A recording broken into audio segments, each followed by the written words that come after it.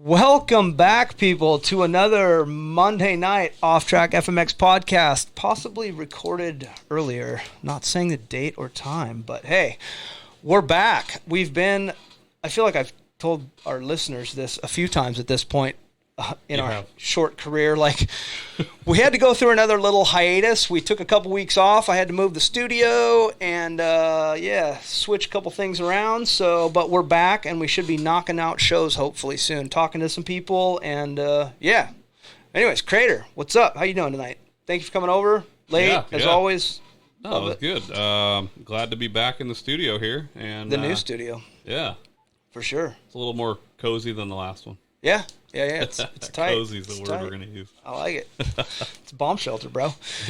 All right, tonight, our guest is a guy I'm not super familiar with, but I've heard his name. I've followed him on Instagram. I've seen his story, but I'm excited to learn about his entire life story. His name's Anthony Murray. How you doing, Anthony? Hey, guys. What's up? Yeah, just stoked to be here and give you guys a little insight of my story. Yeah, for sure. We're excited to hear about it, learn some more. How's things going in 2021 first? Usually we like to do chronological kind of from beginning to end, but we'll talk about. But we never do a good job. Yeah, we're not the best. How's things going in 2021 so far with all the pandemic and the COVID, and you hanging in there? Yeah, it's been a crazy last, obviously 2020 was super crazy and hectic. And, I was really being optimistic about 2021 coming around. And, I'm currently on the Hoosier Arena Cross Tour right now. And nice. I had a handful of events booked with those guys. And, I've already had, 3 or 4 events canceled. Yeah. Oh, yeah. So That's probably not a bad number, though, for some people. I mean, having shows, you get a couple canceled, it is what it is, but at least you're doing some. I was going to say, I feel like I saw the first round kick off at least. Yeah. Yeah, last year during the heart of this pandemic, I actually did 16 events, so I actually did pretty well. Good for you, yeah. That's awesome, yeah. Yeah. But anyways, so I already have a handful of events being canceled, and I have one more event for Hoosier Arena Cross, and then I'm done for my winter stuff. And then basically I don't have anything until May, so it's just like I'm over here twiddling my thumbs and trying to figure out how to pay bills. Yeah. You don't have a regular job, or? No. So I've been riding. I've been riding freestyle motocross since 2010 for a living. Good for you. It's my main source of income. 10-4. Oh, man, I just had a question. Okay, so the Kicker Arena Cross Series, I didn't know they had freestyle, or Hoosier Arena Cross Series. Sorry, it's Kicker. It was Kicker, right? That's the same series. Back in the day, it was is that the last one, year, 2 years ago. Is that the one with Michael Lessie and, Stank Dog and, no? What? So that's the Kicker that's Arena Cross Series, yeah. Well, so real quick, the Kicker sort of replaced what was the AMA series that disappeared. Ricky Carmichael Road to Supercross. Yeah, but they killed that. Yeah. And then the Kicker one was already kind of going, but they were the only one left really going. So this Hoosier one is a new thing, and I think that is it more back east than? Yeah, I'm not sure exactly how long Hoosier's been around. It was actually called Nitro Arena Cross for a long time. Okay. And then they recently, I think this is the second year that they're called the Hoosier Arena Cross Tour. And then, they're kind of more Midwest, Midwest, a little bit east area. Yeah. For the West Coast, for us, everything east of Colorado is back east, really, I guess. Right. Well, yeah. Truth. That makes sense. So is it just kind of a local Arena Cross series, or how big is it? How many, does it go states, or a couple states? Yeah, so it's a national series. Oh, nice. Yeah. So they travel from state to state, but like I said, I think it's more of a Midwest, more east series that they put on. Who's leading it in points for racing? Do you know who rides it for racers? This year I haven't really been following too closely just because You're just doing your own thing at the shows. Show He's up. just there to get his check. Yeah, normally I'm a little bit more in touch with it, but since I've already missed 4 rounds, it's like, well, shoot. Yeah, you're like, I've been home on the couch. So have they actually been running the races and then just not doing the freestyle portion of it? No. So the whole event, full events. Okay. Yeah, because you can only have a certain amount of spectators in the stands, and there's no money. Yeah, from a promoter standpoint, there's no money. So well, there's crazy rules everywhere, and none of them. I'm blown away that anybody is running any of it. Yeah, realistically, I mean, I understand if they got TV packages or something, sure, but these guys, I'd call it like a regional series or something. But like, there's no TV behind any of these things, and then it's just that's got to be tough. But you wonder how they're making. I mean, obviously Hoosiers paying. Well, I mean, you got some sponsors behind you. But that's tough. I mean, they're not getting the exposure that they would normally be getting. Yeah, for sure. So for sure. Yeah. Which is terrible. Well, let's kick this off the normal way here, sort of. And how'd you get into dirt bikes or motorcycles in general? When did that start? How old were you? What was your first bike?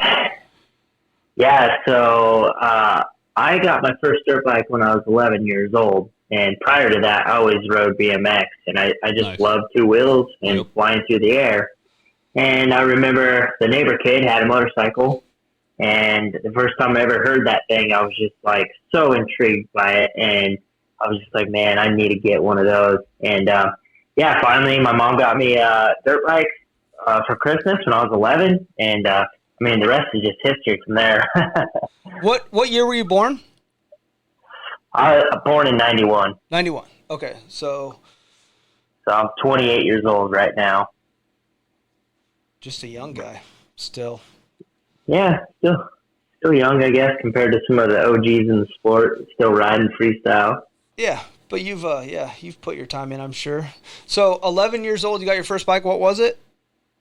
I think it was like I can't remember what year, an 89 or an 86. It was a little Yamaha PW 80. Okay. Nice. Yeah. Good bike to start on at that age, probably. Yeah. I remember I used to jump that thing so high that I used to break frame. the foot. Yeah, I used to break the foot pegs off all the time. Right. The rubbers. Oh, no, I guess an 80 might have had real foot pegs on it, kind of, but not the rubber flip-ups. They have a bar that actually goes underneath and bolts to the frame. I would always break it. Yeah, I would always break that bar in half. We were sending it. Awesome. Your local Yamaha dealer stocked that part for you? Right, after the first 2. Yeah. Actually, my neighbor had a little welder. We just welded up all the time. There you go. That's the cheap fix right there. Exactly. So did you grow up in Colorado? Yeah, so that's originally where I'm from. Grew up in Colorado. I graduated high school in 2010 and basically moved to California right when I graduated high school because I knew I wanted to be a freestyle motocross athlete, and I knew I needed to get to California and get some exposure and start riding with some of the guys in the sport and make a name for myself. So what did you do, I guess, after the PW 80? Yeah, what's your next bike? Did you as ride you get older? Local races, or what was the progression there? Yeah. So from the PW, I ended up getting a kick 60. It wasn't much bigger, but it was more power. Right. We got a good deal on it. We ended up getting the kick 60, and then I rode that for a little bit, and then I traded straight across for a KX 80, and then eventually started moving into big bikes. I just skipped the 125s, went straight to a Yamaha 250 2-stroke. Is that a freestyle kind of thing? I don't know. We've heard that from like at least 3 or 4 guys. Yep. That's funny. Yeah. So I don't know. It must be. Where were you riding those bikes at? Like, did you have property? Did you go to a track around, local tracks, or? So I grew up in a town called Canyon City, Colorado, and right in the town on the edge there was these hills called the Hogback, and it was just basically a free riding spot, and that's where I went and rode. Oh, nice. So you had some good free riding jumps and stuff, just natural terrain in your close to your home or close to your backyard? Yeah, exactly. You know, we didn't have too much money growing up, so we couldn't afford to go racing and buying new bikes and new gear and new parts and stuff. So it's expensive. Yeah, it is expensive, but it worked out in my favor because turns out I like to free ride and I like to jump. Yeah. So let's see. So what year, what bike are we on, Crater? We just started. I know, but you're falling super smooth tonight. I am. I told you I was ready. Things are flowing. What year? What bike? I think it's the Coors Lights. No. Stop that. Hey, there's nothing wrong with that, right? Hey, it's not like we got a show to do this weekend. No, not at all. This weekend freestyle. No freestyle. Oh yeah. Like I'm like, no, fuck. What are we doing this weekend? See how easy Tuesday is. Currently, I'm on a 2019 kick 450. I've been riding Cowie for about probably 2 years now, I'd say. Yeah. I think Jeff has not only confused himself, but he has also confused you at this point. No, it's all good, man. No, roll with the punches. He said, what year and what bike are we on now, meaning in the story? Yeah, in the story. Canyon So City, like, Colorado. Yeah. So that's yeah, where are we at? Watch this guy. Where are we at? Where are we at in the story? Like, we've moved to California, right? You packed up your shit right after high school, which is impressive. Yep. I mean, and you just went to California. Who'd you know in California? Were you talking to people, or you're just like, I'm gonna go there and? Man, so I am a true believer that you really things don't just happen to you; they happen because of you. Yep. And literally, I was in the right spot at the right time. So in 2009, I broke my leg. It was a compound fracture, and oh boy, my grandparents at the time were living in Coeur d'Alene, Idaho, and so I'm like, you know what? It's summertime. I'm not in school, and I'm like, let's go to my grandparents and heal up. So I went up there, and it was just so crazy. Mike Metzger just moved up there to Idaho. He's our buddy. And literally, he was not that far from my grandma. He was like 30 minutes away. And my grandma one day was driving and saw, the ramps and stuff and heard about him living there. So one day we're just driving in the car and we drive by his house and she's like, oh, hey, Mike Metzger lives here? And I was just so starstruck. Yeah. And we ended up stopping and I introduced myself to him and we chatted a little bit. And so that was my first real connection out in California. That's funny. Was he receptive or was he a dick? You say it was 2009? I've heard some stories. Yeah. So that was in 2009. So you were in Coeur d'Alene for the summer that summer? Yeah, because I ended up breaking my leg and went up. So did you go to the local arena cross races at the Coeur d'Alene Arena Cross? Kootenai County Fairgrounds? Actually, I think I did, and they had freestyle there that year. Justin Holman, probably. Holman. Justin Holman was jumping. Yep. Who won the races, you think? Probably Greg Crater, I'm guessing. What? Fucking dominating Idaho Arena Cross. Maybe not. I don't know. 2009. I don't know. Abrigo. I bet Abrigo. Yeah, probably. Ryan Abrigo, 402. I don't even remember that race at this point. I think when I was that young, I was so starstruck by the freestyle guys that I was like, I don't even care. Right. And it could have been like Sayers maybe or... It was Keith Sayers, Justin Homan, and... Frisbee No. Yeah. Oh, 09, maybe, or Cleveland, Chad Cleveland. Like, I mean, 09. God, that was so, it's a long time ago. Right. Could have been the boy, Johnny the Boy. No, that was earlier than 09. He was done by 09. Yeah, 09, that was, Yeah, I hung out with Holman a lot growing up, so I know his shows and his people and his routine, so. Okay, cool. Fun times. Yeah, I don't think I've actually ever personally met Holman. I just saw him ride when I was he's a kid. Yeah, he's a crazy fucker. I love him to death. Yeah, he's Doesn't he have like an injury? Like one of his legs is like paralyzed or something like that?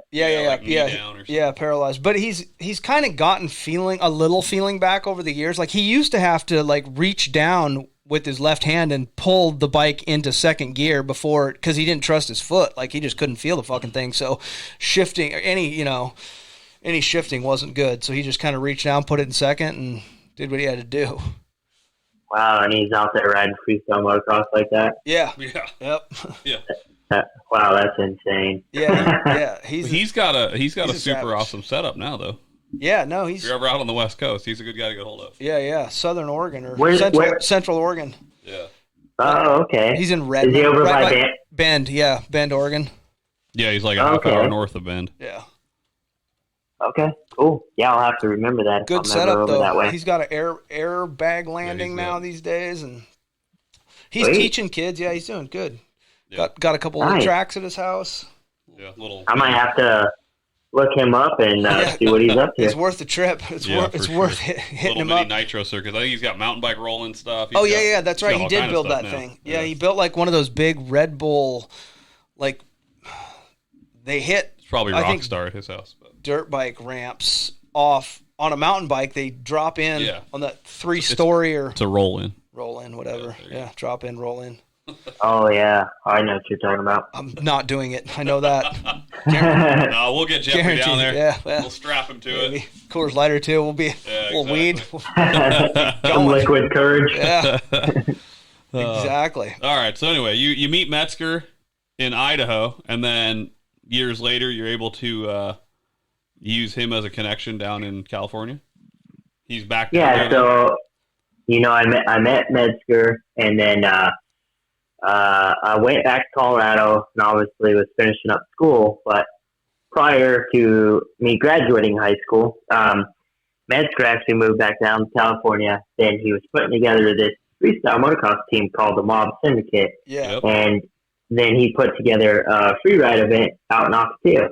And I was like, shoot, I would like to go to that. So then I drove out with a buddy and went out there for that free ride event. And I met some freestyle guys. I met Brody Wilson. He was out there, and What were the tricks? What were the tricks you had back then? Like in the early stages when you were just a young guy looking up to your idols, going out to Southern California. Like, hey, this is what I'm doing. So, like honestly, I've been flipping motorcycles since I was 16. So. Oh wow. We got to talk about that then. How'd you learn this? Did you have a foam pit? Did you just do it to dirt? How'd you learn? When did you start doing That's not a natural occurrence on a motorcycle. No. I'm not sure if you're aware, but people flipping motorcycles is a little like when I grew up, that was super foreign. I saw Kevin Hart do it, and I'm like, that didn't really look great, but it can be done, I guess. Mm-hmm. Like, yeah. How'd you want to approach this? Well, so, I always had a passion for jumping. I just loved the way it felt jumping through the air. And I remember one day, this local guy named Tim Reed, he did a hill clicker over this jump, and I just thought it was the coolest thing I've ever seen. Because it is. Like, man, yeah. And I was like, yes. I was like, I want to do freestyle. Yeah, I was like, I want to do freestyle motocross so bad. So I remember I went home, I cut up my fenders and everything, and I was like, I'm a freestyle guy now. Awesome. And I went out there and I started. Dad, where's the hacksaw? Exactly. Cut some fenders. He's like, you're cutting perfectly good fenders? For what reason? You're like, I'm a freestyler now, Dad. Exactly. So that's basically what intrigued my freestyle motocross career. So from then on, I started practicing freestyle because that's what I wanted to do. And when the backflip, when it was time to learn the backflip, a good buddy of mine, Lou Corey, he was out in Penrose, Colorado. We built up a foam pit, and man, I tell you what, this thing was tiny. It was probably the size ratchet, big enough. It was big enough for a BMX bike. Like it was sure, small. We'll flip dirt bikes into it. Why not? Well, if I remember right, it was 20 by 20, and the walls were out of the construction orange mesh plastic thing. Yep. You know what I'm talking about? Yes, yeah, 100%. Yep. 100%. So, those were the walls for this foam pit. And so Beautiful. basically, Beautiful. we didn't even have a crane. So I had to drag my bike out under the Oh my gosh! You had to go. netting You had to go every time. down and out instead of up and out.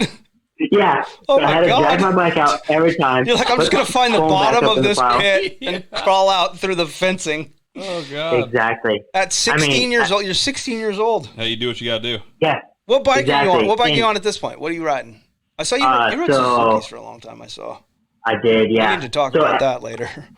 I'm still on a Yamaha 250. I rode Yamahas for a long time. Two-stroke. But, yep, Okay. two-stroke. Okay. Yeah. And so, I started out on a little 80 learning to flip. So my Smart, buddy and I, we were learning the backflip. We got it down, and my buddy and I were taking it to dirt. And that day, we asked, well, who's going to go first? And we decided, well, let's flip a coin. Fucking Rochambeau. Here we go. Rochambeau, Yeah. So it landed on my buddy. So my buddy had to go out and flip it. And Perfect. I was confident enough that if he could do it, I could do it. And literally, he landed it. I think he did like 3 or 4 in a row. And I was like, man, that's the coolest thing ever. Yeah. So I hop on this 80, and I didn't even test the jump at all. I just flipped it first jump. Just rolled back. I've and leaned, heard guys say that. Though. lean Like, back. they just go for it. Yeah. Lean back. Yeah, well, I already put in the work, so I already knew, and he landed it. So I was like, well, if he could land it, I could do it. So after he landed it, I just went out there and flipped it. And, it was only a 30-foot gap. Just crew Right. Jones in that motherfucker. That's right. Yeah, so, I mean, Yeah. that's the start of my flipping career right there. And basically, I was flipping the 80. I would, after school every day, I would go out there and I would flip. And then I'm like, man, I got to step my game up. I got to get to the big bike. So That's so I lined crazy. the ramp up. Hang on, this is such a different generation. Like Right. when I was on 80s, like riding around, I was like, dude, I'm riding. I can shift. Well, but I can nobody's move. done one. Yeah, I get it, but But, I mean, think about if you grow up, you're watching it happen. Like you can. yeah, you can see it everybody's right doing here. Like, flips. guys Yeah, are yeah, doing it, yeah. you I know? get it. Oh, Jesus, though, man. Yeah. Well, yeah, I mean, that's how sports So- progress. The It's also- crazy stuff becomes the easy stuff at some point, right? How unfortunately people Exactly. pass away. I mean, Yeah, well, it is Yeah. part of the game. It's Yeah. it's a brutal sport, that's for sure. So it is. Okay, sorry. Keep going. Sorry. Yeah. yeah, no, you're good. So, anyways, I set this ramp up at a 30-foot gap, and it's a 20 by 20 foam pit, and we're on a full size bike, a lot more power. Was So it like a you have to super be- kicker, or what kind of ramp was this? I hope not. It was that a- foam it- pit. Look a. It was a homemade ramp. Like it was Okay. just It was his steep. race. So- It was only 7 foot tall, and it was just steep. So yeah, that's what we're I love flipping. this. Got some And- You're my plywood. new hero. Yeah. So I'm like, okay, man, it's going to be really easy to go far. So just don't give it a handful. And it went. And if all smoothly. else So fails, I have this construction netting to fucking save me. Yeah. I mean, Exactly. yeah. Yeah, you'll be good. Safe. So I did 5 of them in there, and I got tired of pulling that 250 out of the foam under that net. That was a lot. You that was a did different 4.5 story than more the than 8. I would have done. Like, I'd have got tired of that shit after I landed the. I'd been like, "Where's the crane?" He would have overjumped the foam pit the first time, landed flat on his back, and called Tommy, it done. Like just street bike Tommy. Yeah. Just, yeah. Yep, street bike Tommy. God. So so after 5 of them, I'm like, all right, I'm done with this. Let's go to dirt. And I stuck it to dirt, and I did the same thing. Started flipping every single day. Was the big bike actually easier to flip than the little bike, or not?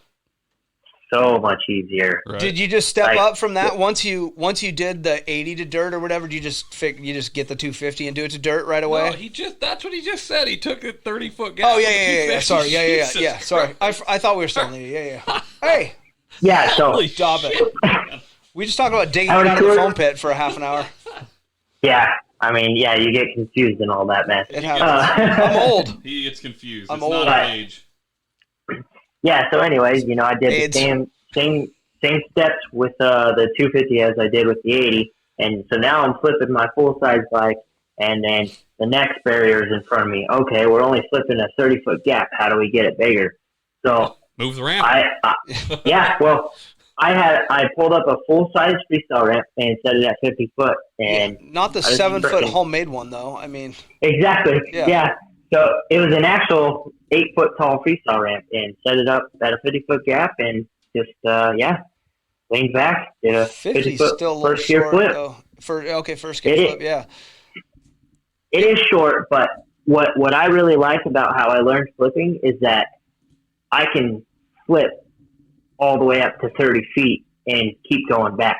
Yeah. You know so I'm flip short distance and exactly. Yeah. Holman's the same way. His flipping career he was one of the 8th person in the world to do it, but he did it from 45 feet off a super kicker forever. He didn't go to 75 feet for a while, but sounds like he had a better ramp than you though. Yeah. His was metal. Hey, all my ramps were homemade, okay? That's just what we had to work with. Hey, do what you gotta do. Hey, that's dedication, though. Exactly.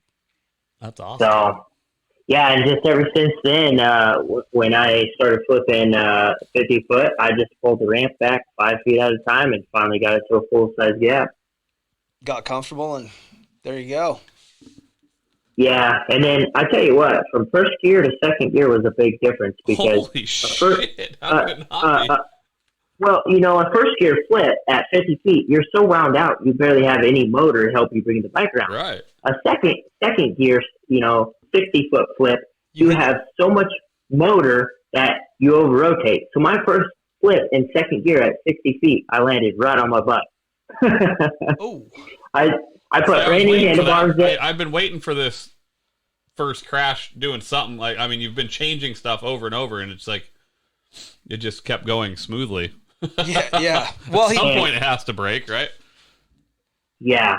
Well, so, that was my first crash on the big bike, doing the flip, and then, I've had more crashes. Was there injuries involved in that first crash, or did you just get up and brush it off? Yeah, just got up, bent my handlebars. I mean, usually when you're crashing at 60 feet, usually you can walk away from that one. Sometimes you don't get so lucky, but that wasn't a bad one. Nice. Let's possibly jump back a little bit too. We don't like to, but it is part of the career. Your injury list. So I know you said you had compounded your leg. Was it the lower leg tib fib? Yeah.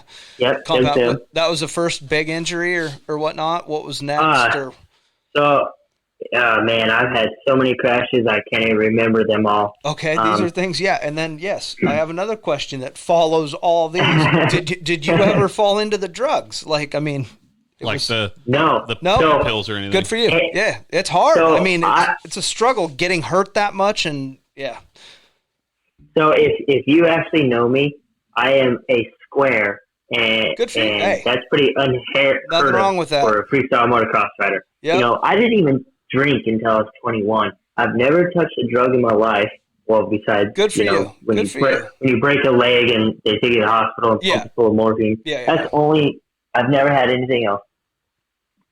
No Vicodins on the backside of the injuries. When I broke my leg, I said, I don't want any painkillers. I remember they gave me some, and they were actually making me sick. I think after the first day, I stopped taking them.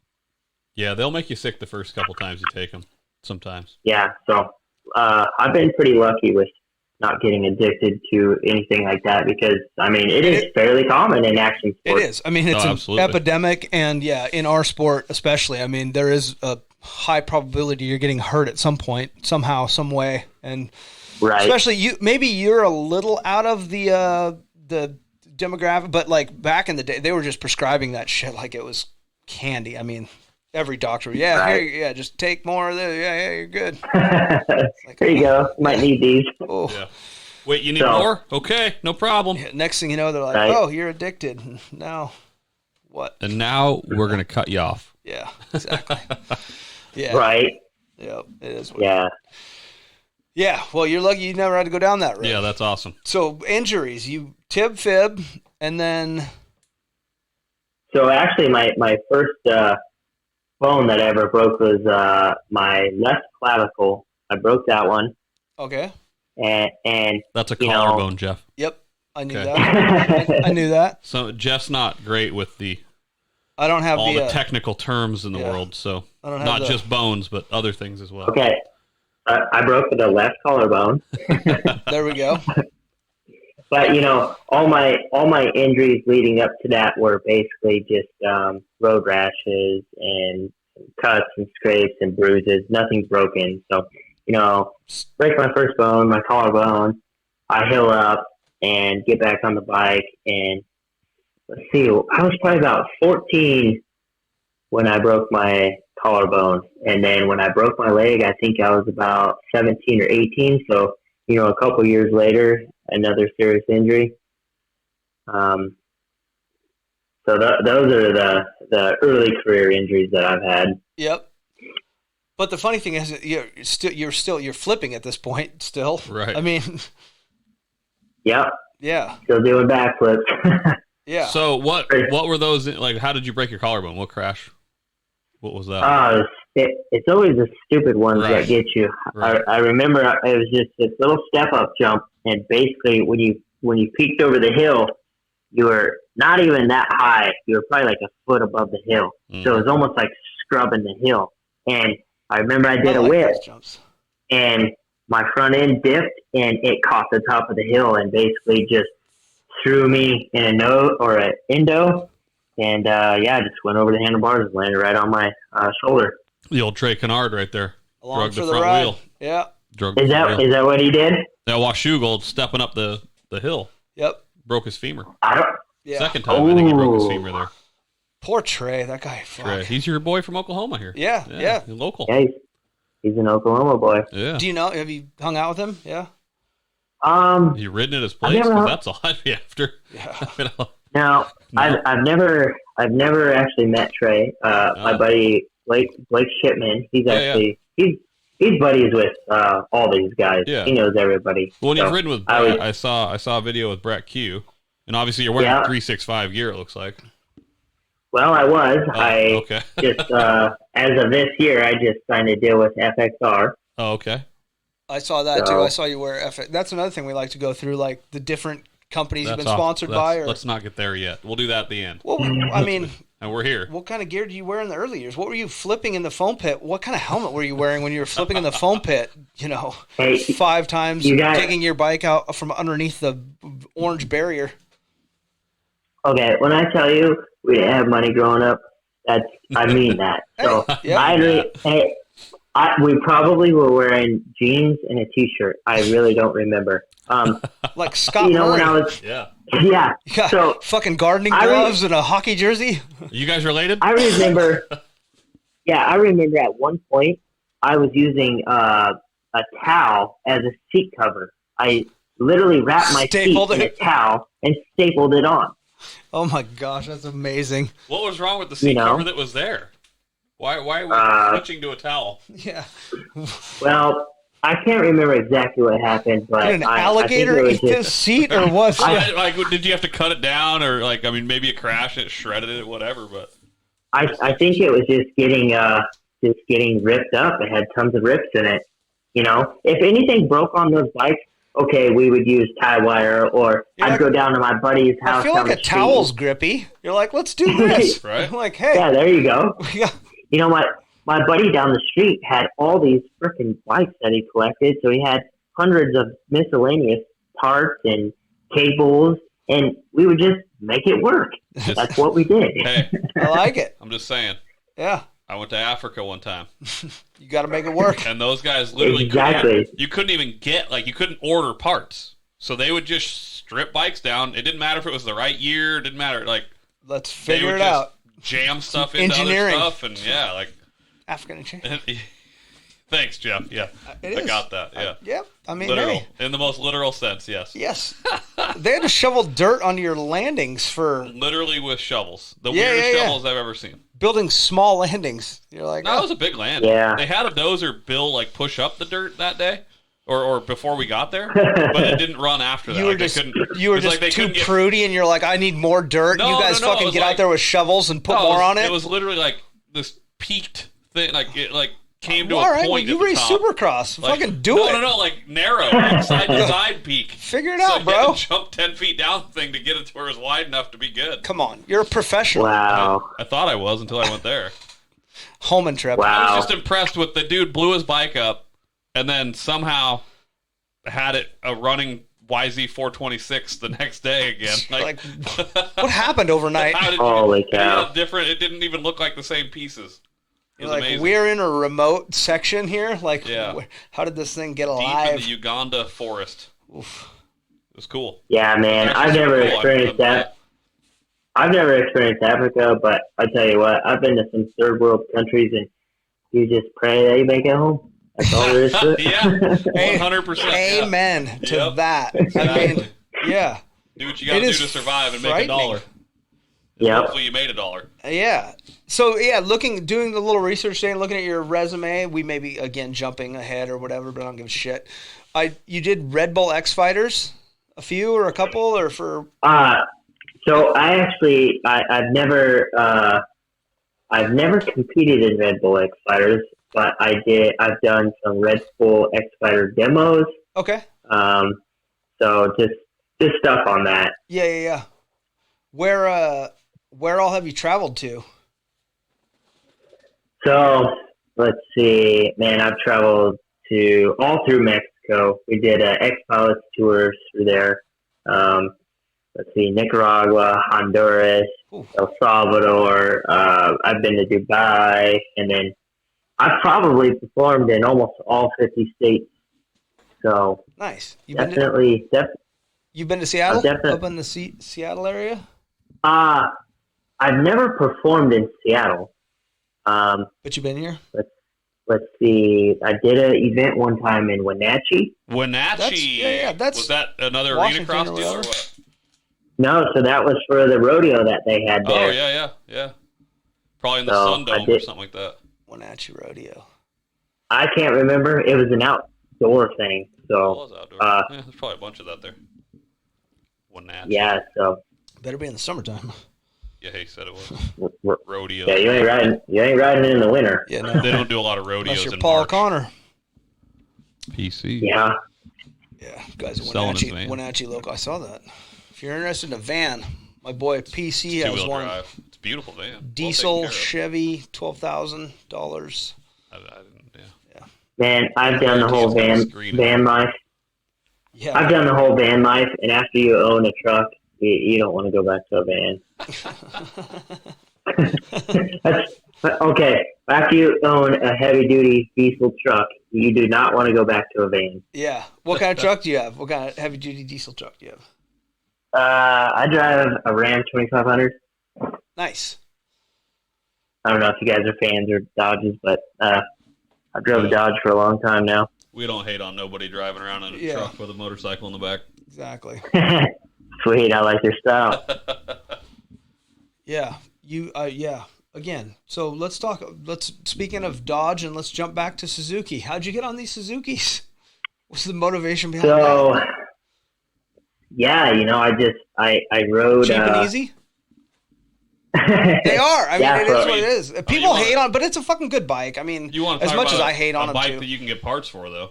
Yeah, mean, dude, they T. fit Gage, for my buddy 10, Travis 10, Gage 12, went through 15 years, so whatever many it is. parts. He Yeah, loved but the Suzukis. They all fit forever. So, it wasn't the fact that it was cheap. It was just the fact that I really liked how it looked at the time. It had that straight rear fender, and I just liked the stance of the front. But sitting on it, Suzuki felt very, very similar to my Yamaha two-stroke. And, at this point, everybody's going to four-strokes, and I'm like, man, I need to get on that bandwagon and hurry up and make the switch. The sooner I do it, the farther, the sooner I'll be ahead. So I think it was 2014 when I ended up switching to Suzuki. Was that the first And, four-stroke you were on, or? Yeah, that was the first four-stroke ever. Wow. Prior in my career, I jumped buddies four-strokes here and there, but Yeah. I never did freestyle on them. How was So- the first flip on a four-stroke compared to that two-stroke? It wasn't that bad. I feel like everything flips the same. How How was riding in general? Like, I mean, 14s seems you rode two strokes for a long time, which I love. I mean, that's admirable.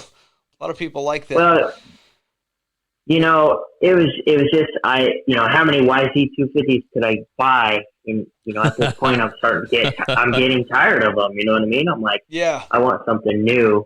And the 4-strokes. Obviously, I was worried about making the switch because it's such a totally different bike. But I would say the 4-stroke's probably the best thing I've ever done in my career. Yeah, for me at least. You love it? Yeah, I mean, I feel like the bike is so much more consistent just jumping. In the air, I feel like it stays more level and. Who does your suspension? Enzo. I have Enzo do those. Nice. Yeah, that's the best stuff, hands down. Yeah, it's a cool logo. It's a good company. Old Ross. Exactly. Yeah. Yeah, and with as much traveling as we were doing, I was getting so tired of going to these events and dealing with carbureting or dealing with jetting a 2-stroke. Yeah. And again. You jet the dang thing and it's still blah, blah, blah, blah, blah, blah, Yeah, talk about that. So you had to show up to these foreign countries on weird bikes, or when you even traveled state to state. I mean, weather change and whatever can mess with them. Where'd you get bikes, or what was some of the scary stories about some of the shoddy equipment? So most all of my experiences in the U.S. I've been on my own bikes, which is nice. But good. When I was on the X-Pilots tour traveling down through Mexico, man, they would just supply you with a bike. And so, basically you pack your parts in a bag, your suspension, handlebars, subframes, the important stuff to build that bike when you get there. Maybe a sprocket. Yeah. It's a couple key parts, and then go see what you got. Yeah, so... and they're like, this fucker's been ridden in the Desert 100, the Baja 1000 last week. Here you go. Exactly. Those are the kind of bikes they're giving you. And you're looking at this thing like, you want me to ride that? Yeah, and they're like, clapped. Yeah. The famous saying that Mexican people tell you is, it's okay, my friend. It's okay, my friend. Yeah. No, it's okay, my friend. Yeah. No, it's good. Yeah, it's okay, my friend. And you're like, no, I'm going to die, my friend. No, it's not okay. No, okay. I don't care how much you tell me it's okay. It's not going to make it okay. Like, they like to, it's okay. On top of getting these sketchy bikes, you're in a foreign country. Mm-hmm. Who knows what the healthcare system's like? You can't even understand what these people are saying. You know what I mean? Preach it, brother. It's scary. It is. I mean, it's something you have to think about Yeah, it is. But I will say I'm glad I did that stuff when I was young, because now I'm a little bit older and I kind of understand a little bit more. And I'm a little smarter. And I'm like, no way I'm getting myself in that again.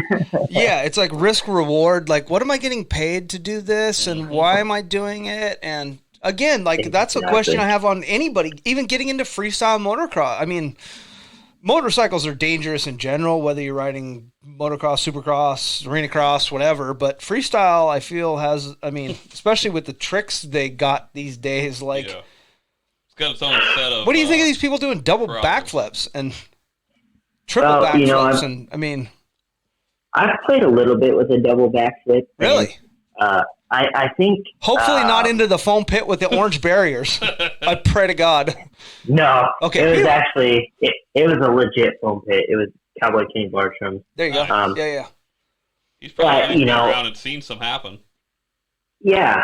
So, I only tried 3 of them because they were so scary. Yeah. But if I really cracked down and said, hey, this is what I want to do, I think you would grow to be comfortable with it. Like anything, like a backflip. A backflip's so easy now. Yeah. You don't even think about doing it. And I think if you Which just is did scary the in double flip itself. more, right. It's still scary, but we're so comfortable with backflips that it's just like, oh, I just did a backflip. And you don't even think about it, And so I think... so I think that would happen with a double flip if you did it more often. But how did the ones you tried go?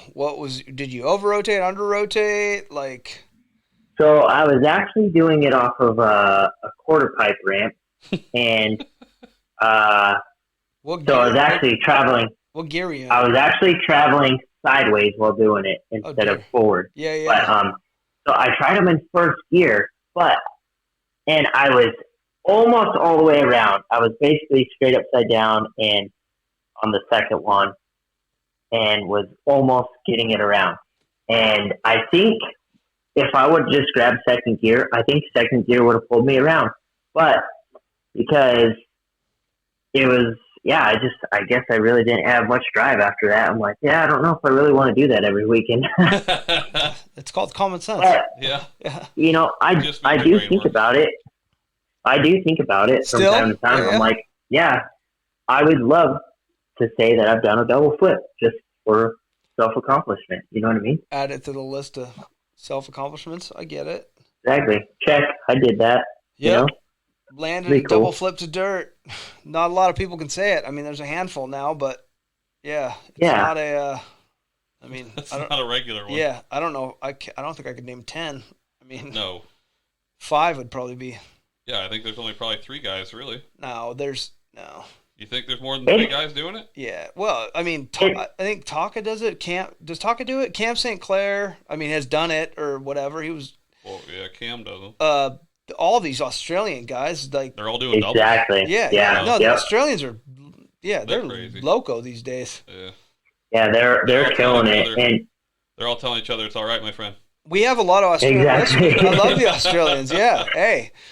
Yeah, what is happening? What we got? Hey, we got to step it up in America here. What do we have to do to get the freestyle movement back going and not let these Australians beat us? I mean, I love the guys, but so I do too. They're phenomenal athletes. Yeah. And, I just shake my head like, holy crap, man! Yeah, like they're just that next level every time, and it's like crap. But you know, I really feel like they're the reason for that is because freestyle it's no longer a sport here anymore. Now we're talking a show, so it's just entertainment. Yep. And yeah. Why are people? There's nothing to drive people to want to win anything. There's nothing to win, and people aren't getting opportunities because you got these groups that are putting on events, and nobody's getting hired. So you know, they just got their people that they use, and it's their circle. And so I think partly that's some of the reason why freestyle isn't doing too well, or you know, we don't have top athletes anymore. You know, it's weird. It's an interesting sport. Like, I mean, when Australia is crushing everybody, the progression hasn't slowed down there. It doesn't seem like. I mean, they're still. I don't know if it's their beach bods. They got some Harry Bank, that guy Sheen. I mean, just yoked. Well, their lifestyle is fitness and riding motorcycles. Yeah, mine was too, and I never looked like that. Next thing is we talk about self tanners that they're putting on. Hey. Man. Aussies. Gotta give. It wouldn't be fun if it wasn't, right? Exactly. If I didn't expect it to get weird, I wouldn't come here. Yeah. Right. Never. Oh. So what are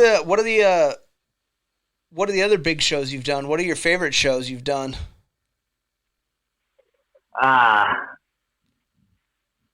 Most accomplished shows you've done.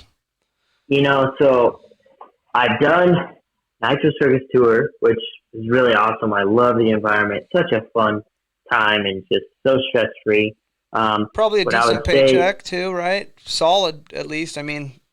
Yeah, I mean, it's a paycheck, so. And it's consistent, and the checks don't bounce. So that's good. Yeah. Which is something. But I would say, exactly. Yeah. I would say that the most memorable event that I've done is Geneva, Switzerland Supercross. Oh yeah. Yeah. Those are big ones. Fun. That was a really big one, and just everything was just so pristine there. The event was top notch. Geneva was an amazing place. How many people were in the stands? Do you remember? What's the arena holder? Yeah.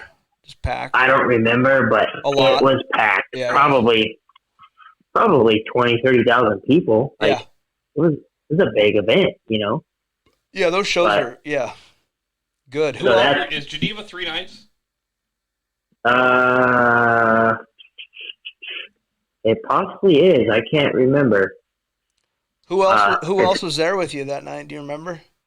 Oh my gosh, man! There was Jackson Strong. There was Taka. There was Adam Jones. Edgar. I think Edgar was there. Yeah, we talked to him last week. Like I said, we had to take a hiatus for a couple weeks, but like 4 weeks ago we did Edgar. Dude, that guy, man, I love that guy. He's a savage. Dude, Yeah, he lost a ball. Yeah. Like, Hey, didn't Metzger lose a ball too? yes, he mentioned that too, yeah, and possibly my father. I'm not sure. Yeah, he I think Metzger crashed and the foot peg Codman ripped one out or something. Dude, Holman stuck a foot peg almost through his heart. Yeah, like it the is- foot peg. No way. In his Yeah. chest. It hit him in the like it was like a quarter inch away from his heart or some crazy shit, like at a rodeo show in Eugene or whatever. some And then photos, I mean little they thing. literally like when they pulled the bike off him and like the foot peg of the bike grabbed like chunks Just of meat. skin, and I have pictures of like it looks like beef jerky just hanging off the foot peg. Like, ugh. That's Yeah. pretty gnarly. Yeah. Sketchy. Welcome to freestyle motocross, kid.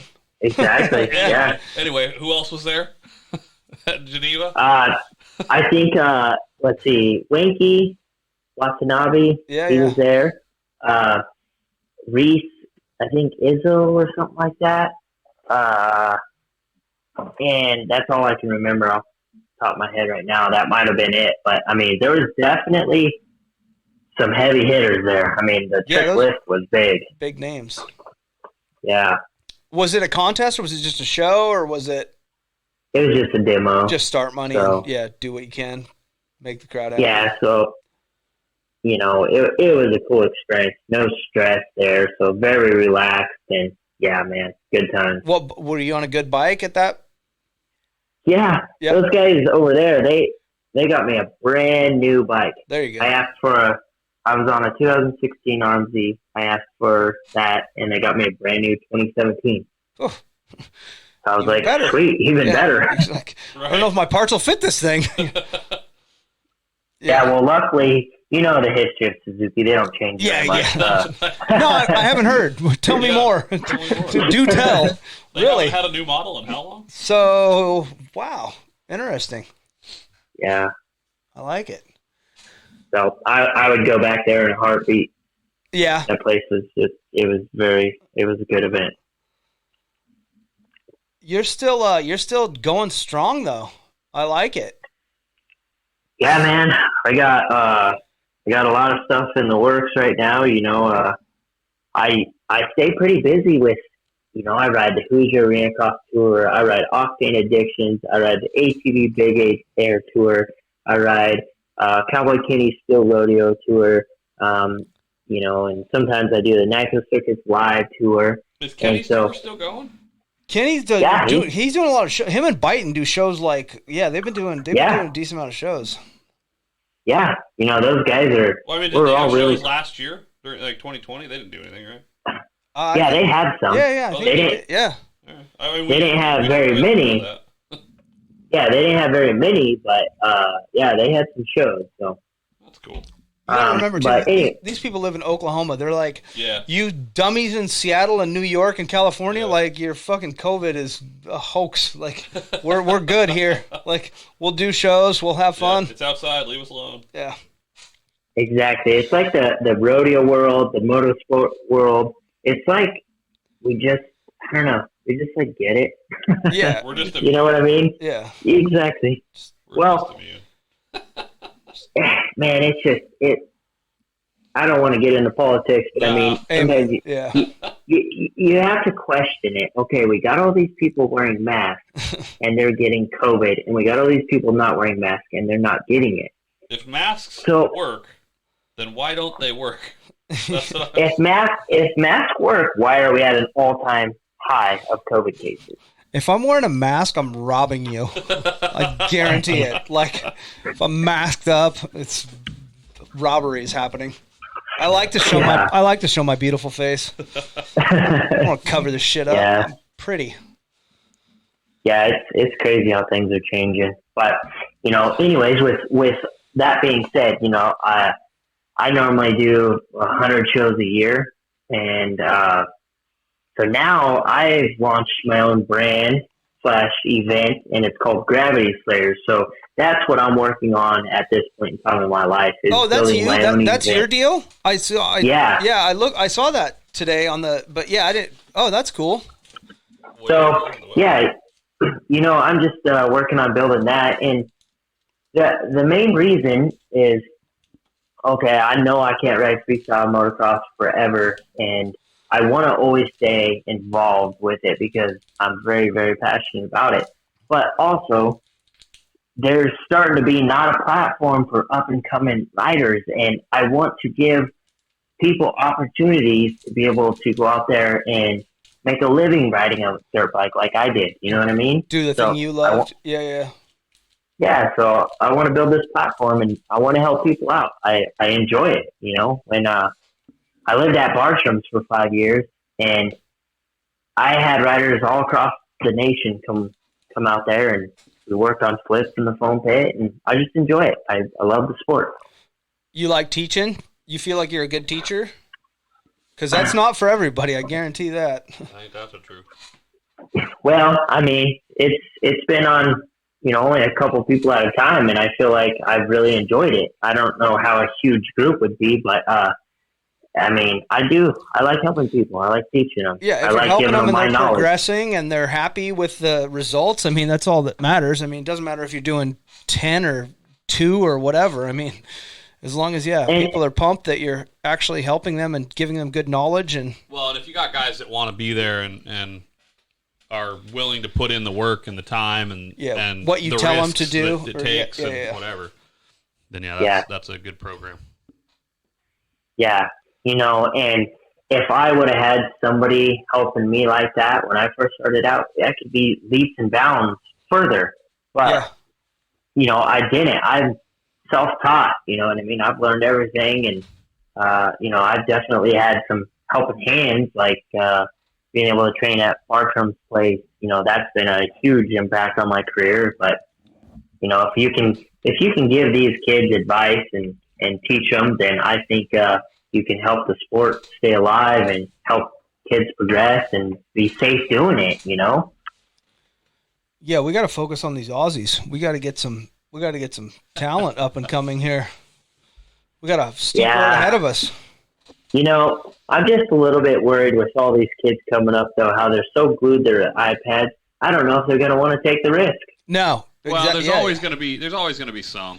Yeah, but it's just, it's going to be not a lot. Maybe less and less, but at the same time, there's still a guy, if you wanted to go learn how to blacksmith a horseshoe, you could go learn how to do that. You know what I mean? But that technology died, just 100 years ago or something. So. Hey, the good news is you're 28 now, yeah?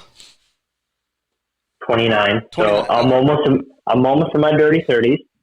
All right. Well, Homan is 46, 40 something, and he's no spring chicken, and he's still crushing it. Yeah, like I almost said that when you said, I won't be able to ride freestyle forever, and actually, like Edgar. Yeah, he's not young, and then the other Spanish, Garcia or Jose. Yes, Manuel Garcia. Yeah. Okay. Yeah, he's old too. These guys, one of them 55? 55. Yeah. One of them was 55 and still full. I'm crushing it, or unreal. Still doing it. So that's Homan, insane. Homan broke his femur a couple years ago. Well, I think he was in his 40s. Yeah.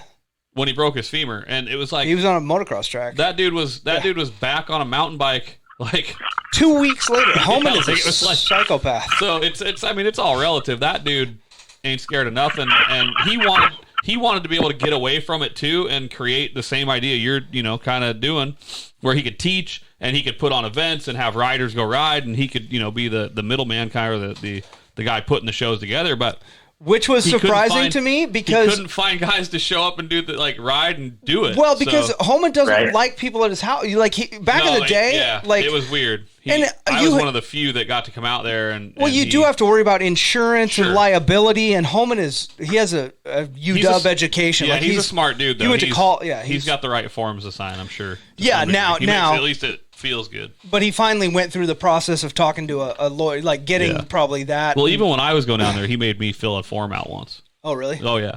I've ridden there, never had to fill a form out. Well, I'm terrible. Yeah, you might be a little different story. He should be scared. You were many, many years ago. Yeah.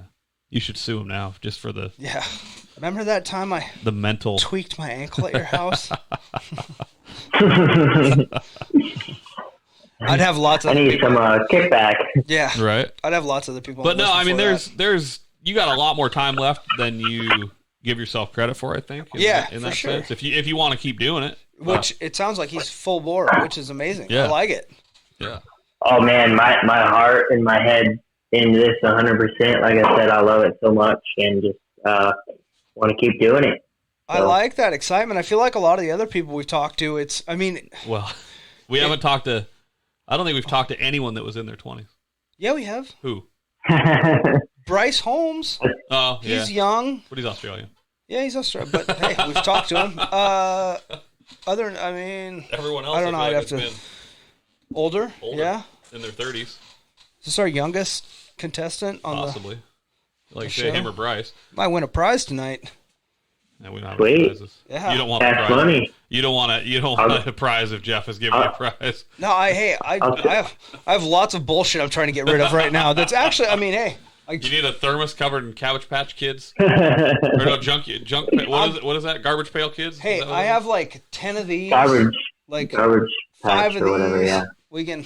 Oh, you got posters. Yeah. You need a Vans Triple Crown, a freestyle. From 1998? 1998. Wait, whose is that? What do you mean? He says he's got 5 of them. Coming to Tacoma Dome on October 3rd. Oh, you got framed on the wall. But okay. He's got these old posters everywhere. Yeah. I thought you were saying you had a trophy. I was like, who won that one? No, not me. Just a poster. He just went to the show. I have a hard and stole card posters. I have a hard card there on Villapoto in the corner. Yeah, you got a Villapoto cut out.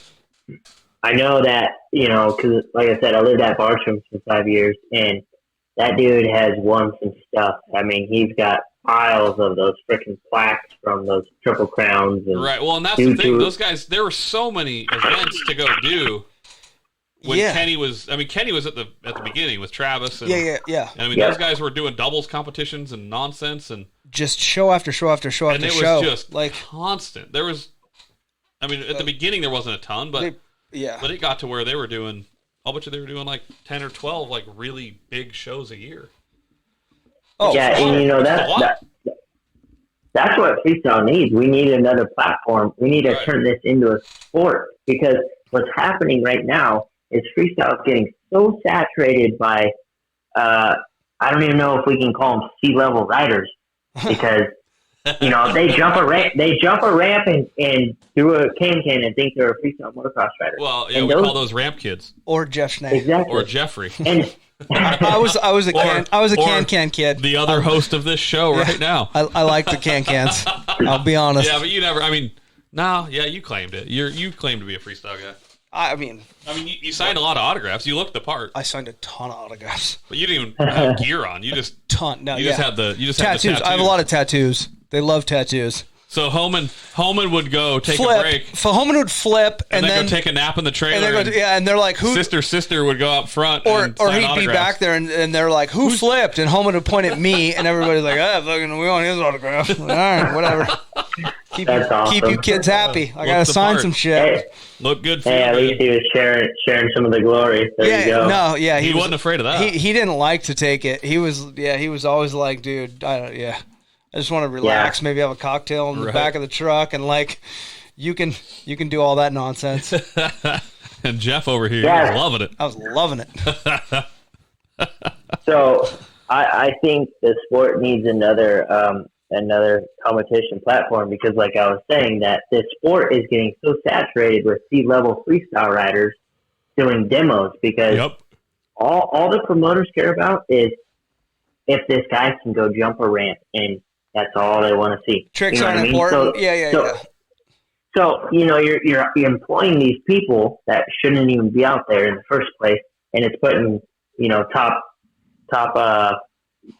tier freestyle riders out of work. Welcome to America. Yeah. That's right. And so now we have all C-level riders that are freestyle motocross riders making a living. Doing it for a discounted price. But the idiots are still eating it up. And there's no freestyle contest, because if there was actually a freestyle contest, right, those guys wouldn't show up though. Yeah, if you're being judged on your skills, yeah. Well, yeah, I mean, you go there and you qualify. Yeah, there's only one event left, right? I mean, just the Nitro Circus World Games thing is the only thing really left, right? X Games Nitro World Games, and what's left at X Games? I think they did. Did they just have a Winter X Games? I feel like they just had a Winter X Games. Idea. But it didn't. They did, but there was no motocross. Yeah, it was just like yeah. It was just snowboarding and shit. But I was like, I think they literally just had a Winter X, because I'm friend another Northwest kid, Robert Haslam. He's been on the snow bike and done X Games shit or whatever. Yeah, no, apparently not this year. Right. Like I said, I just saw a thing. I was like, I think X Games is going on, but it's just snowboarding and some downhill or whatnot. Downhill. Yeah. Yep. Yeah, so I don't know how you guys feel about it, but I'm just sitting here wondering when freestyle's they're gonna pull the plug on freestyle at X Games. Yeah. Well, that's what I mean. They got rid of Big Air because it was too dangerous or something. Like, that's what I mean. Yeah, we're trying to figure it out. Like, what is happening? Didn't they replace it with the photo or the video contest where they put together their best 3-minute video? Oh yeah. You put together a 5-minute banger, and then the people judge it. You have 5 people to put together a little video or whatever. Yeah. And I watched. Real moto. They replaced it with that. Yeah. Yeah. But even that, like, it's not a contest. That stuff, no, it's not a contest. It's all everything's invite only. Where's the events where you can show up and qualify? Yeah. You know what I mean? 10-4. Yeah, let's qualify some people. You gotta be. You're the guy. Put it together. At least give people a chance. Like, hey, if you want to fucking show up and do it, Where's Hell let's Track? see what you got. Yeah. Where's Hell Track? God damn it. Where's Crew Jones? It would be amazing to put together a contest series like that and really. Who's going to do it? Who's going to do it? Again. Who do we got? Kenny Bartram. Fuck, Kenny and Matt and you. Kenny runs his series. Like, he needs to put on a. Instead of being a demo, just say here. He needs to put on a legit, like, hey, okay, it's in Oklahoma. Whatever, people travel. Well, that's just it. People travel. That's not the issue. Yeah, I mean, you just the purse is what you have to raise. You need someone. You need someone with some money. Rockstar, Red Bull, or somebody behind it, and then. But again, I feel like there's enough riders with, like, nobody's doing anything. Like, how about we all pull together and do something? Like, yeah, it would be amazing. To get a series like that together. What are you going to throw in, Jeff? If we pool together, what are you throwing in? I got some hot tamales and a bottle caps, half a PBR, and some apple slices. I'll go flip for hot tamales. Those are my favorite. Right. Dude, it's an unopened box, bro. Brand new. You got it. He ain't even I got 2 more upstairs in my nightstand. Lane bought them for me the other day. Sounds like I'm doing backflips. Yeah. God damn. It's that plane ticket to Seattle that's going to kick your ass. Yeah. Yeah. And I don't have anywhere for him to flip. Yeah. You can't flip in my backyard. It's too small. Just do a poach down the Renton Hill. You could. We'll just do a mini flip. There you go. Mm-mm. There's a mountain bike trail. I live on a pretty steep hill. It's got it does have a San Francisco kicker at the top. You could do a poach, like a Metal Militia poach from back in the day. No landing. You just mellow ramp to jump. You could just float it. Sweet. I like floaters. Yeah. Do you remember those advertisements? It's so hard. Poach. Again, I'm definitely not the smartest kid in the room, probably, but like my age and the year you were born, and me trying to figure out all these dates Math and times hard. and Numbers shit. Like, hard. do you remember the Metal Militia poach ads? I do. Yeah. You'd have been like 10 or 11, probably right when you kind of got into it. Yeah, probably when he was pumped on it. Well, yeah, I can't remember exactly when they came out. I was thinking I was in high school, but maybe I was a little bit younger. But I do remember that stuff. It was pretty cool. I'm not going to hold you to your math. I guarantee that. Yeah, I will check it if you do tell him a number. I sent Crater a 10th grade report card the other day. A lot of D's and F's. I got a B in PE. B in PE, yep. I'm an athlete, bro. athlete. Wow. But not That's a funny. mathlete. No, not a mathlete. Not a mathlete. Not a science elite. Not a biology elite. Whatever else was on that stupid report card. A lot of bad letters. School sucks. But kids, stay in school. Stay in school, Don't kids. do drugs. Stay in school. That's right. Do the opposite. Did you stay in school? Yeah, he said he graduated. Yeah. Oh, Yeah. okay. Well, I heard you say you were Graduated high square, school. and I didn't know if you just stayed away from drugs or if you actually stayed in school. Did you actually Yeah, I go stayed- to public school? Like, Yeah, I did. Yeah. all right. In I Colorado. wasn't that square. No, it's good for you though to go to school. So. You're not I- by any chance related to a Bill Murray in Longmont, Colorado, are you? Oh yeah, that's my uncle. Shut up. I wish. Oh. No, different Bill Murray though. Too. Oh yeah. It's not not the that Bill Murray. Yeah, sorry, not the Bill Murray in the movie. There's another. Yeah. Okay. There's a different Bill Murray. There's different Bill Murray in He's famous Longmont. for a different reason. Yeah, he is famous for a different. Yeah, he's It's a small Okay. it's a small group car of people, builder of some special cars. But yeah, Yeah, he lives in Longmont. I've never heard of him. Yeah. Yeah. One of my dad's buddies. I was thinking, I'm like, I saw you were from Colorado today. I'm like, God, what's the chances? Like, Murray, Colorado. Let's find out. I'll throw it out there at some point in the interview. Yeah, wouldn't that be crazy? It is a small world. It is. It is super. Yeah, it's crazy. Man, my mind just shot. Not your brain. I had something. It's like a bear trap. That thing. It's so solid. Yep. Yeah. Crater. Well, I hope you come up with something. Go ahead.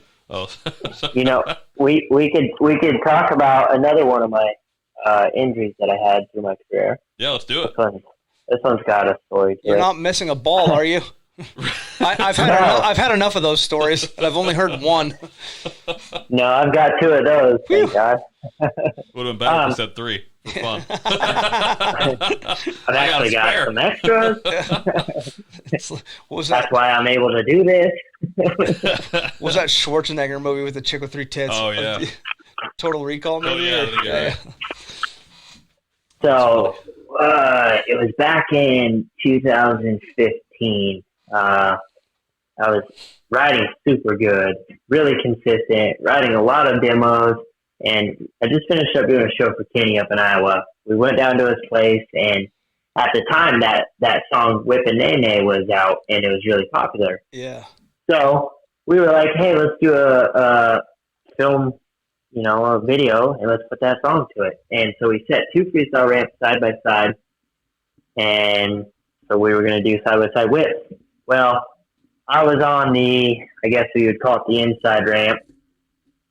Actually, they either could be inside. Yeah. I was on the left, he was on the right. Which way are you turning? Yeah. Yeah. You're turning Exactly. down to the left? Yeah, so I was whipping, left, and he was doing the same thing. But when I whipped, I kind of went out in front of him, my rear tire, and his front tire hit my back tire, and it stopped me. I couldn't bring it back, and I landed sideways like that, and it was just boom, lights out. And ragdoll. Yeah, Kenny ran me over, and he was fine. Didn't get one scrape. I fractured skid plate was a little fucked up, but I mean, it happened on my helmet. He's like, well, that's what friends are for, right? Yeah. If I don't run you over, who loves you? I mean. So I fractured my right clavicle. I fractured my T5 vertebrae. I broke my ribs. I had a concussion, and just beat all the hell, man. Yeah. That's not a good day. And out of all that, the worst thing was the ribs, huh? Ribs are brutal. No. I didn't even notice my ribs. When Kenny ran me over, I had his tire ripped all the skin off the top of my back, and it seriously was the worst burn road rash I've ever had. Metzger had one of those too, a big tire burn on his back. It was gnarly. Oh, yeah, seeing pictures. Yeah, I'm not going to complain after that one. when I was a kid, I watched this dude crash on a KX500 and get stuck under his bike. Oh, God. And it was stuck wide open, and his leg was under the tire. On a 500? KX500. And it literally, it dug through the boot into his calf. And, there's still to this day that, the shape of the tire is in his calf. and it just cauterized it shut as it. Say Dunlop. No, I mean no, it was spinning like it literally just cauterized the wound shut, so it never bled. It never. Oh my gosh! But it ate a hole the shape of the tire. Yeah, it still hurts though. Yeah, I don't give a Yo, fuck if it's not bleeding. Wow. Yeah, it hurt, but no blood. Like I don't give a shit but about still, blood. It's to still this yeah, day, that's like, a terrible story. The muscle. How never old was came this back. kid on a? Oh, this is like early 90s. Okay, I don't. How old was the dude? Dude was probably in his 20s or 30s, probably 20s, Ugh. late 20s. On a KX 500. Why do you guys ride 500s? Have you ever? No, but you gotta realize the 80s and 90s, Anthony, like. Have you that was ever the had class. any desire to ride a 500 two-stroke? Have you ever ridden a 500 two-stroke? Okay, you're gonna laugh at me right now, but I love yes, it. actually Fucking you're a today I was psychopath looking. too. How do I know? Yeah, I of was course you have. looking- To I was buy looking one? on Marketplace. Yes, Shut up. because I want a 500. Fuck. Talk to Crater. He's a 500 fanatic. Guy loves There them. is- Races them. Yeah, so I was riding 500s when I was 14. I had Yeah. some buddies who had them, and I was riding those things. That's and when I rode my last first 500. year, That's 13 years. yeah, last year I competed in my first hill climb event, and up in Columbus, Montana, for Octane Addiction. And this guy, he was the referee for the event. I ended up being friends with him. We chatted a little bit at the event, Uh-huh. and he was actually racing as well. But his second run, he's like, "Man, I hurt my knee. I don't want to take my second run. You want to take my bike up the hill?" And I was all, "Heck yeah, I do." He's like, it's a nitromethane fucking 500 Kawasaki with an extended swing arm. Well, it was actually a Honda, All but right. That's better. same thing. Perfect. But anyways, so I'm like, "Heck yeah, I do." And he told me, he's all, "Don't take it easy. Give her hell." And I was all, Yeah. You All dumped right. the clutch, son. That's right. Exactly. You rev her up, get that tire spinning. Yep. I remember, I think I was second gear. just Use wide the open on this horsepower. thing. Yeah, I'm just wide open on this thing, and the first ledge on the hill, I pull up to ride a wheelie over it, and right as soon as that back tire hit, man, it threw a chain. Oof. At least didn't throw you on your back. Right. Yeah, so it threw a chain, and now I'm starting to go down the hill backwards. So I hit the eject button. I get off this thing, and I pick it up, and the chain busted the cases. Oh boy. Yeah, that's what I said. I was all, Yeah. ooh. You're like, Who? And I went back. will you take I an went back to- outdated check? Yeah. Yeah. Could I post date this thing? What do I owe you? Well, so I go back down the hill, and I'm like, "Dude, man, I put a hole in your cases." I was like, I don't know if you I'll saw, but it didn't go well. Like, exactly. I don't know if you were watching. I was on your bike, and the first thing I had a hiccup. But I did. I did what you said. I gave her hell. Your fucking chain snapped, Exactly. you dickhead. You almost killed me. Yeah, you can't be mad at me. Yeah. You to give her hell. I'm gonna That's send you what a I did. bill. I held it wide open. Exactly. Here's your bill. that was my life. Who wins those events?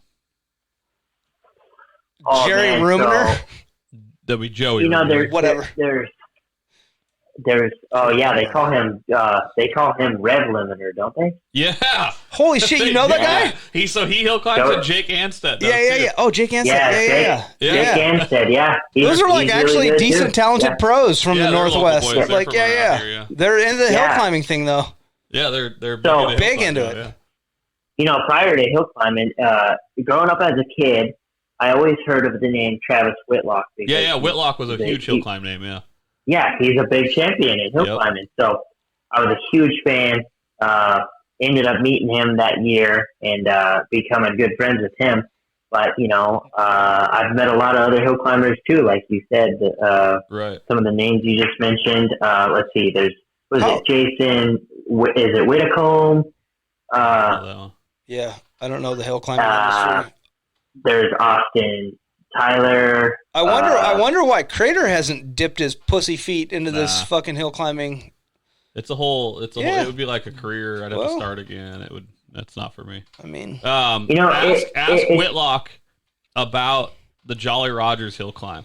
yeah, Jolly Rogers hill climb was big back in the day. Ask him about that. Dolly Rogers. Yeah. Okay. It was like Seattle area, The Jolly. but it was literally one of the toughest hills that any of these guys ever rode. Like it was super super steep, gnarly, It was a cool hill. Really? Yeah. Super cool hill.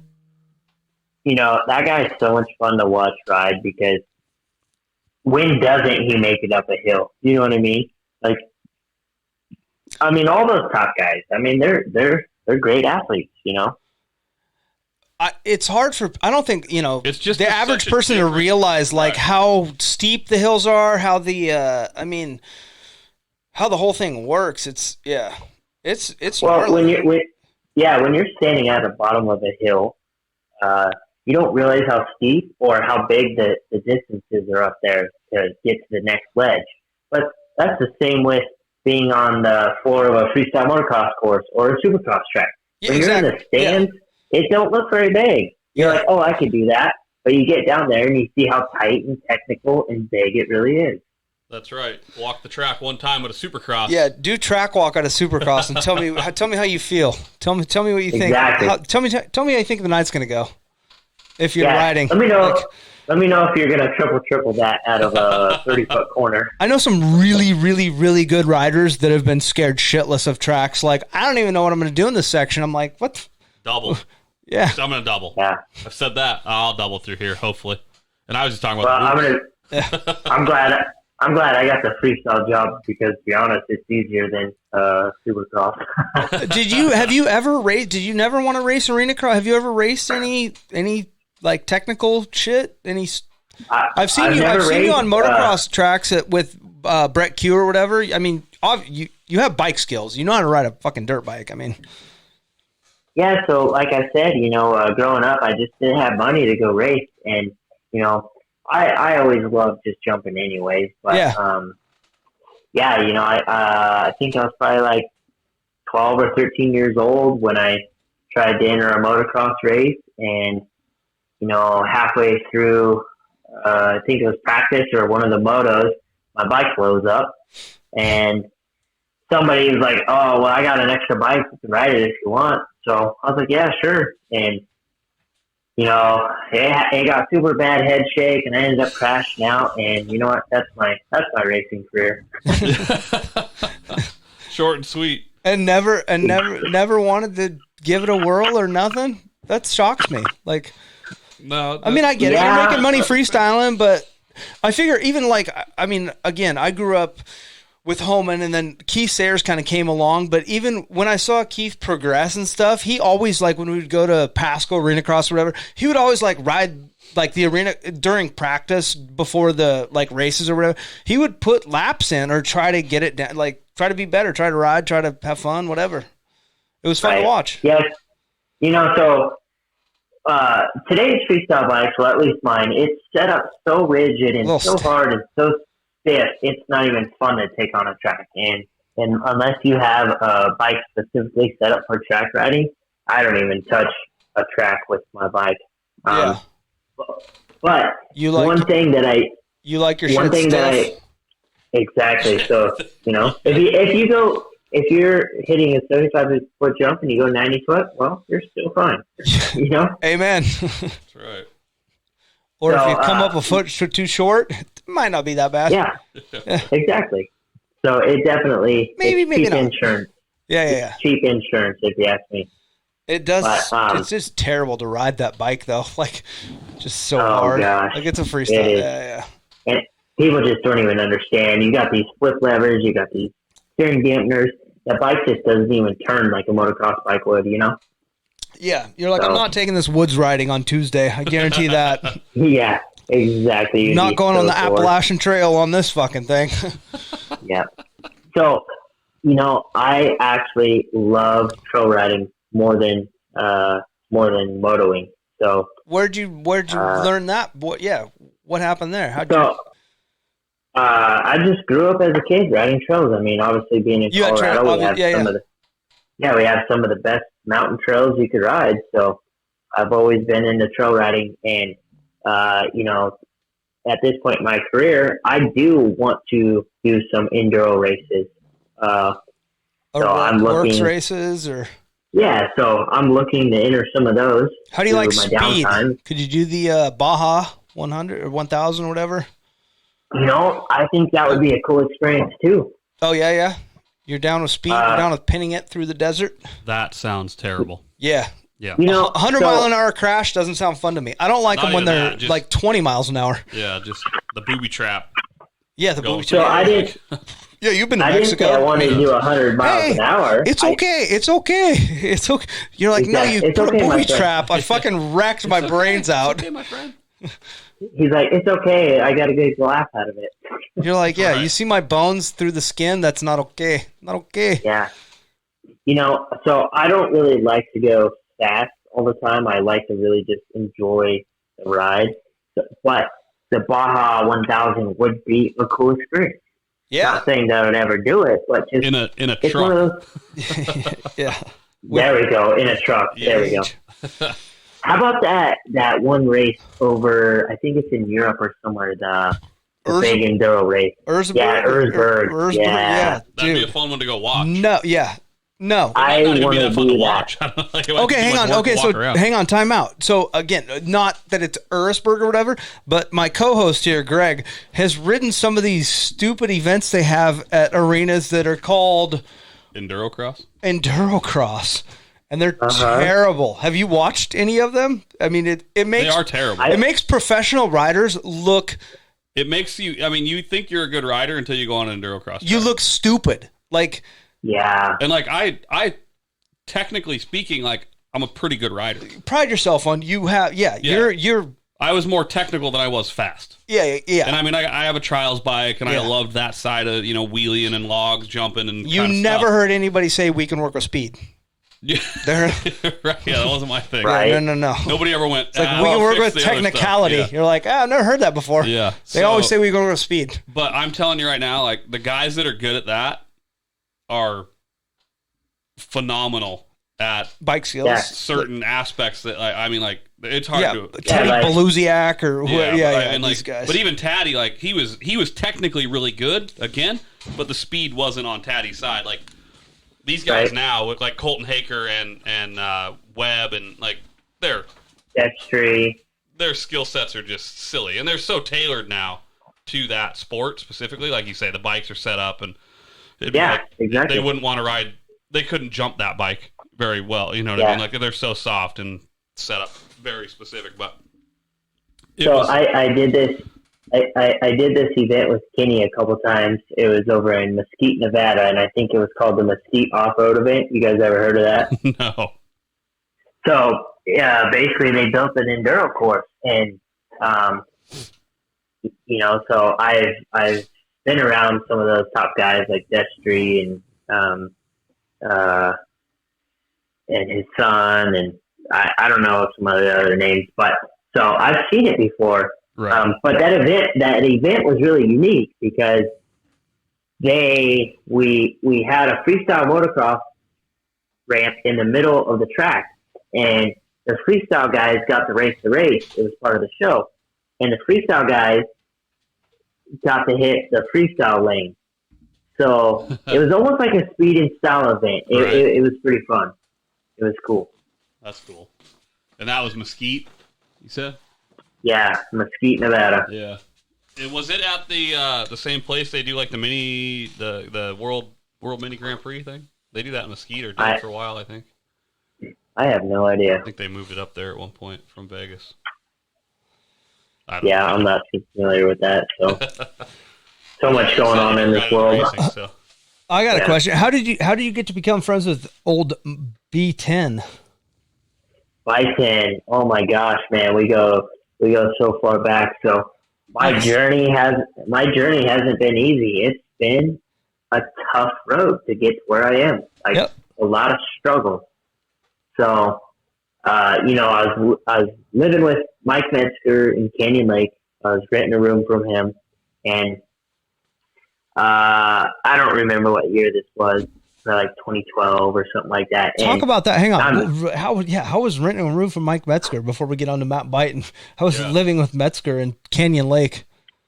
How do you not end up partying? Yeah. How'd the debauchery miss you? Man, I don't know. Self-control. I think you're lucky. So I think because I came from nothing and I had nothing, and I was on this journey of being successful, that I didn't let anything distract me, and I didn't let that. Or didn't want to waste your money on that bullshit. You're like, no. Well, my mindset was, okay, look, you are broke, and if you don't make it, you're not going anywhere. So you're the only person that's going to make it happen. And so I think that's why I was always just so strict and just so driven, motivated. And, yeah, you're so driven to not be part of whatever it is that's going to distract you from the main goal. So exactly. So so I'm living with Metzger. Definitely. And then Metzger's a great guy. Definitely helps people out. So and then Bison shows up at some point. You meet him. Well, so here's the deal. I'm broke. I don't have any money. Yep. And I'm driving my van down the road, and I call Biden up because I just recently met him. We're starting to ride together a little bit, at the same practice spots and stuff. And, I'm like, hey, Matt, I'm just going to live in my van for a bit because, I don't have anywhere to go, and I don't have any money. And he's like, no, man, you can't do that. He's all, let me talk to my roommate and make sure it's okay if he can live with us. So he took me in under his wing. And, nice. Where was he living? Yeah, where was he living then? Yeah, so at this time, he's in Marietta, California. So I went from Canyon Lake to Marietta. Who was his roommate? And Andy Dalton. You guys know him? Yep. I mean, I don't know him, but I know the name. Right. I don't. So Ricky Yorks too? Did you meet him through all that? Yeah, I know. I know Ricky. Who doesn't know Ricky? Yeah, Ricky's a whore. He's a slut. Exactly. Oh, Ricky. If you're in this industry, Rory Sullivan? He's another whore. No, he wouldn't know Rory. Rory's not. I don't know Rory. He's, arena cross. Yeah, that guy does it he's a journeyman, that guy. Yeah, but never freestyle. He wasn't a jumper. No. Is Yorks a freestyler? Yorks was... Well, shut the fuck up. No, he would go and ride the ramps and hang out. Should we get him on the podcast? Exactly. And he's dirt rider tester and no. Yeah. I bet he's got some stories. He's got some stories for sure. I know he's got some stories. Oh, the dude he's a good rider. He was from Seattle. So. I just don't consider him a freestyle guy. No, he's not freestyle. Yeah. Not in particular. I consider him as much of a freestyle guy as I do you. Right. He probably did more.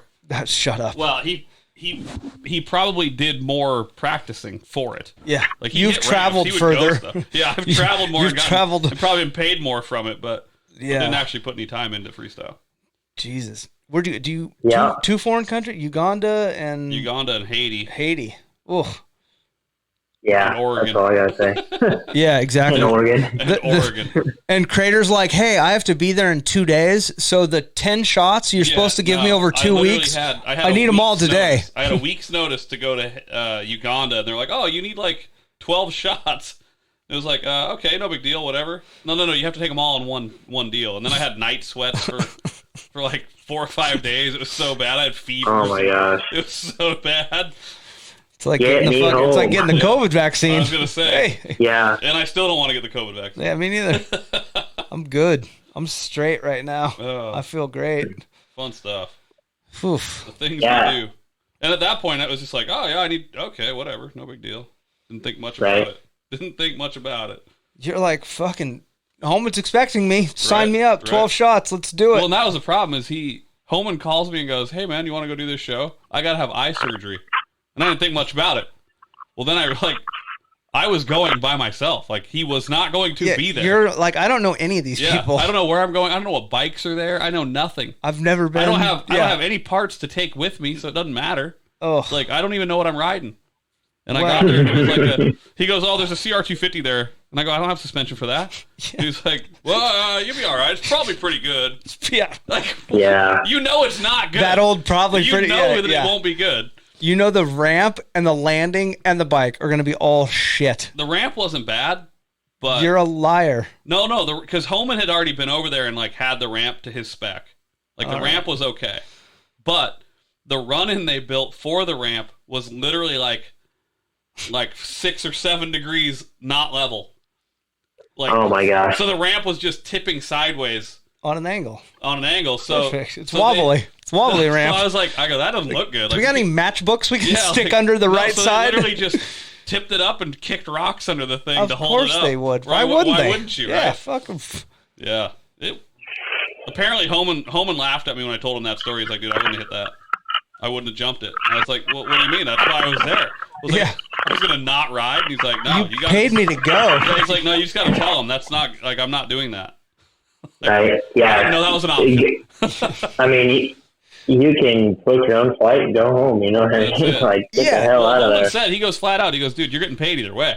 Like, if it's not safe enough to jump, like, if you're uncomfortable, just come home. He said it all. He goes, I get paid in advance. Like, if stuff ain't right, I don't jump. That's on them. If they can't provide a good setup. Yeah, but Homan is the type of psychopath that he wants to. I mean, it could be like 50-mile-an-hour side winds. He's like, we'll figure it out. I've been to shows and seen, like, that dude ain't going to not jump. Yeah. And so I was like, well, I got to jump, I guess, and figured it out. Not the best situation here, Justin. Like, maybe we should rethink. No, I'm going to do it. Like, oh, God. And now it's a good story. Yeah. The carb fell out when I jumped off the side of the ramp once. So oh my gosh! Fell out of the air boot. Fell out of the air boot and died. And I'm like, oh god, this seems bad. And so then I had to check because I hadn't even really looked at the bike much. I kind of like moved the bars and like seemed like it was okay. It's a CR250. How bad could it be? Yeah. Did they have? Turned out it hadn't like had a wrench on it in a while. Yeah. So did they have wrenches for you to work on? Yeah, handles and everything, dude. Like it was nice. Halfway legit. Yeah. But it was eye opening. Yeah. Yeah. Yeah, and then definitely. And then I raced while I was there too. And they had like a if you didn't 2-year-old RMZ 4. You're not allowed. I slowed down. Oh fuck! I slowed down and rode around because the motos were so long, and B because I didn't want to lap second place. Okay. Who was the guy that I was with? Oh, like he was my chauffeur, and I was like, well, I probably shouldn't lap him then. So I just rode around. Like once I got back into third place again, lapping third, I was like, I'll cruise around. Just slow down a bit. Yeah. Wow.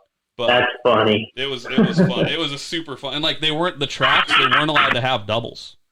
What? Like whatever sanctioning body wouldn't allow doubles. Just jump to flat? No, like tabletops were okay. Okay, yeah. But they couldn't have like two separated jumps. And then at one point I was like, well, that to that is a double. I'm very certain I can link jump that. these. Like, yeah. And I did it like not on race day. Because on race day, it was actually kind of hard to do from a turn, and it wasn't well watered, it wasn't well prepped. The government didn't like that though. Well, no, so I jumped it not in the day, like 2 days before the race. We were out there, and I showed. Like, don't do that. No, yeah, they were like, whoa, what are you doing? What are you doing? Yeah. You don't jump that. And I was like, you're like, yeah, I do. No, I did. What do you mean? It's fine. Yeah. Like I can do that. It's okay. But they were. It's okay, my friend. Yeah, it's okay. It's okay. My friend. It's okay, my friend. Even on this piece of shit motorcycle you guys gave me. It was good. It was an RMZ 450. It was a good bike. Oh, I mean, it was like a 2-year-old bike. RMZ 450? Yeah. The bike I raced, and then the bike I jumped was a 07 CR250. Why didn't you jump the RMZ 450? It was softer. Yeah. It was even softer than the mostly stock CR250. Yeah. Yeah. Funny. Yeah, that's There's some crazy. fun stuff though. Crazy travel stories. Right. Have you ever been to Asia? Any Asian? No, I've never been over there. No. Yeah, me neither. I've heard some. Yeah, me neither. We've heard some crazy stories from people doing. Freestyle guys liked Asia. Yeah, there was like a residency one of them did that was. I mean, it sounded like it paid good. It was a good like weekly or daily show. Like it was crazy. Isn't that? I'd never heard of. Yeah, they're doing something over in China like that. I think that's where it was. I mean, it sounds like a good steady paycheck. I don't remember.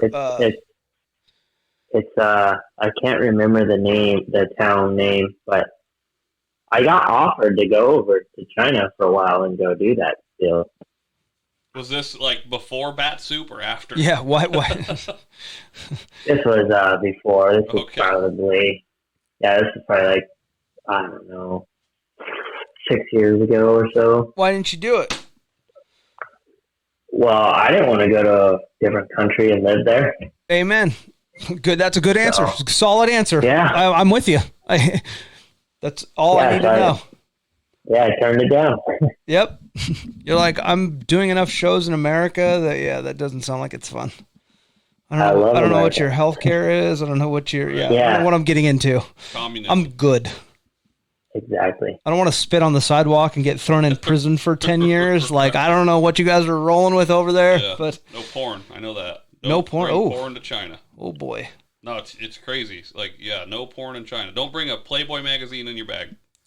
How about homosexuality? Oof. That might be frowned upon Jesus. too.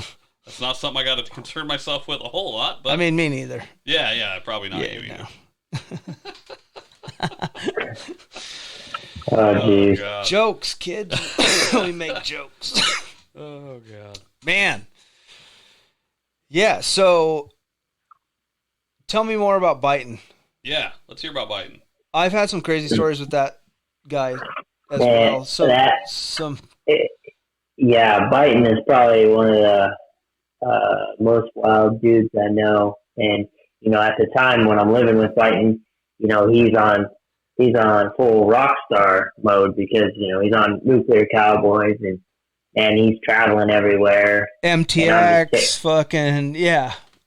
Yeah, I'm just sitting here barely getting by trying to make it. So, you know, Matt would come home and, you know, they would have some parties and, you know, I would still stay focused and do my deal. Yeah. But, You're just like, I just want to get signed up for a show, guys. Like, exactly. I want a paycheck. yeah. But so anyways, Matt and I became really good friends because we were roommates. And prior to that, I actually did like a year or so before I did a show for the Kicker Arena Cross, and Kenny Bartram was the other guy there. And so that's how I met Kenny. And we just got a good thing going now. We all three travel and we do events, and, you know, sometimes we'll have 2 events one weekend, and, you know, Kenny will go somewhere, Matt will go somewhere, and we'll just go knock out these shows, you know? I mean, you know Mason too? I've met Mason. Oh. I've done some shows with him on Nitro, but I was never like super No. good friends with him like Matt is. Yeah. Who's your best homies in the freestyle? Biting, Kenny, who else? Man, I'd say Biden and Kenny pretty much. I mean, And maybe Metzger throw in there. I mean, he was one of the first ones to. Nah, he charged rent. yeah. Yeah.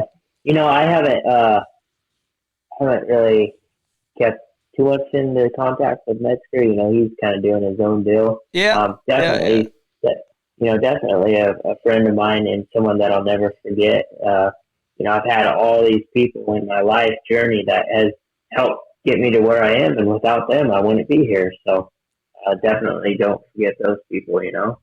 Yeah, for sure.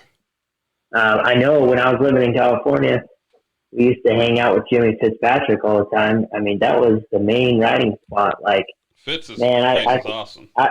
Yeah, I can't tell you how many good times was over there because, you know, every night we were riding over there, we had, you know, Taka, Bite-In, Carter, all the best freestyle riders over there. And it was just like 20 dudes jamming. We had Jeremy Stenberg over there. Yeah. Like everybody went there and rode. It was so Just much an fun. amazing facility. Yeah, Ricky Yorks was always over there with us riding, and yeah, so Yeah, Manly got us in there a couple times, me and Binkley, and it was like somehow we had it like mostly to ourselves. It was crazy. yeah, that place is insane. I actually had a pretty big wreck there one time. Yeah, I can imagine.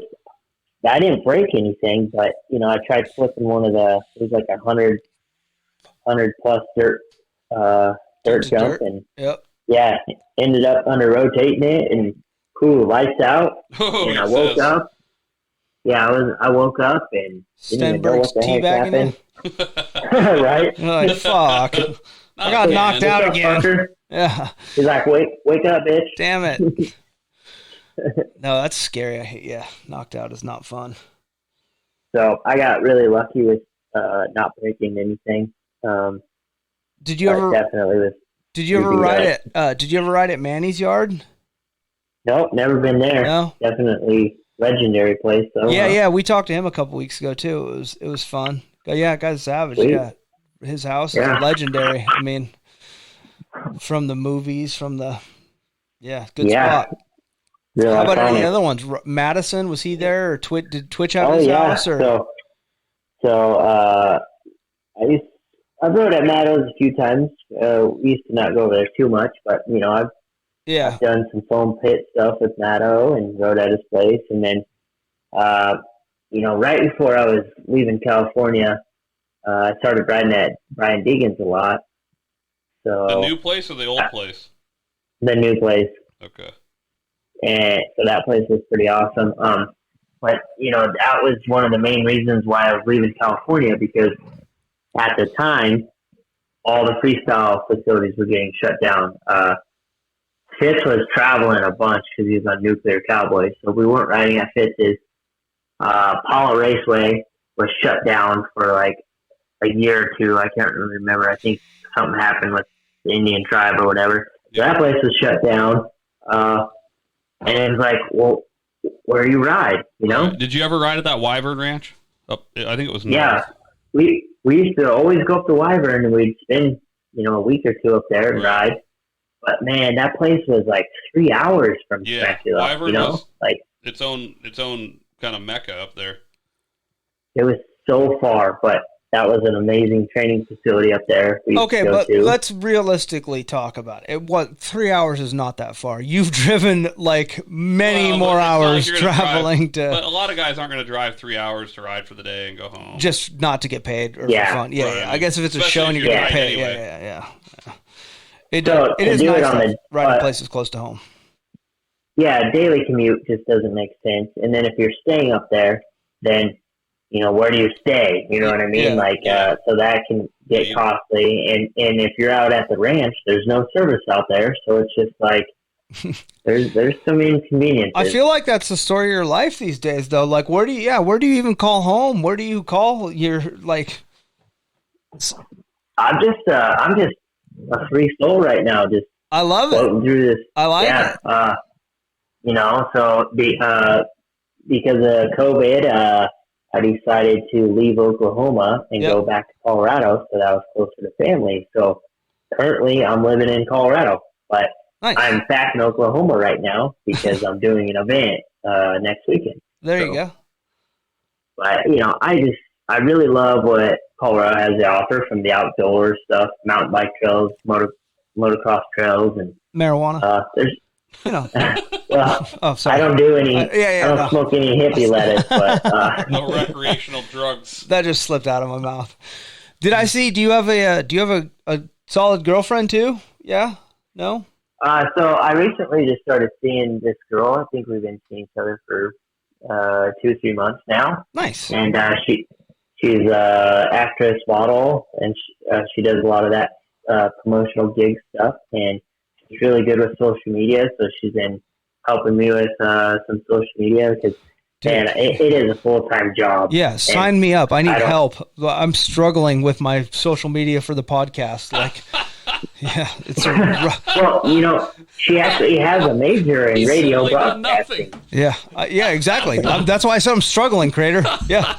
That's what struggling means. We've been doing this podcast for like a year. And I have 2 pictures up. Fuck off. I'm working on it. Awesome. It's been busy. It's been a crazy year. Well, I can see why it's a struggle. I'm blaming it on the pandemic. I'm just all my problems are on COVID. I blame COVID. In the bomb shelter a lot, whether it's this one or the other one. COVID. I don't know which. But COVID. Fuck it. Yep. But this guy ain't been busy enough. It's screwing me to not be posting a picture or 2 here and there. Shut up. I need help. That's awesome.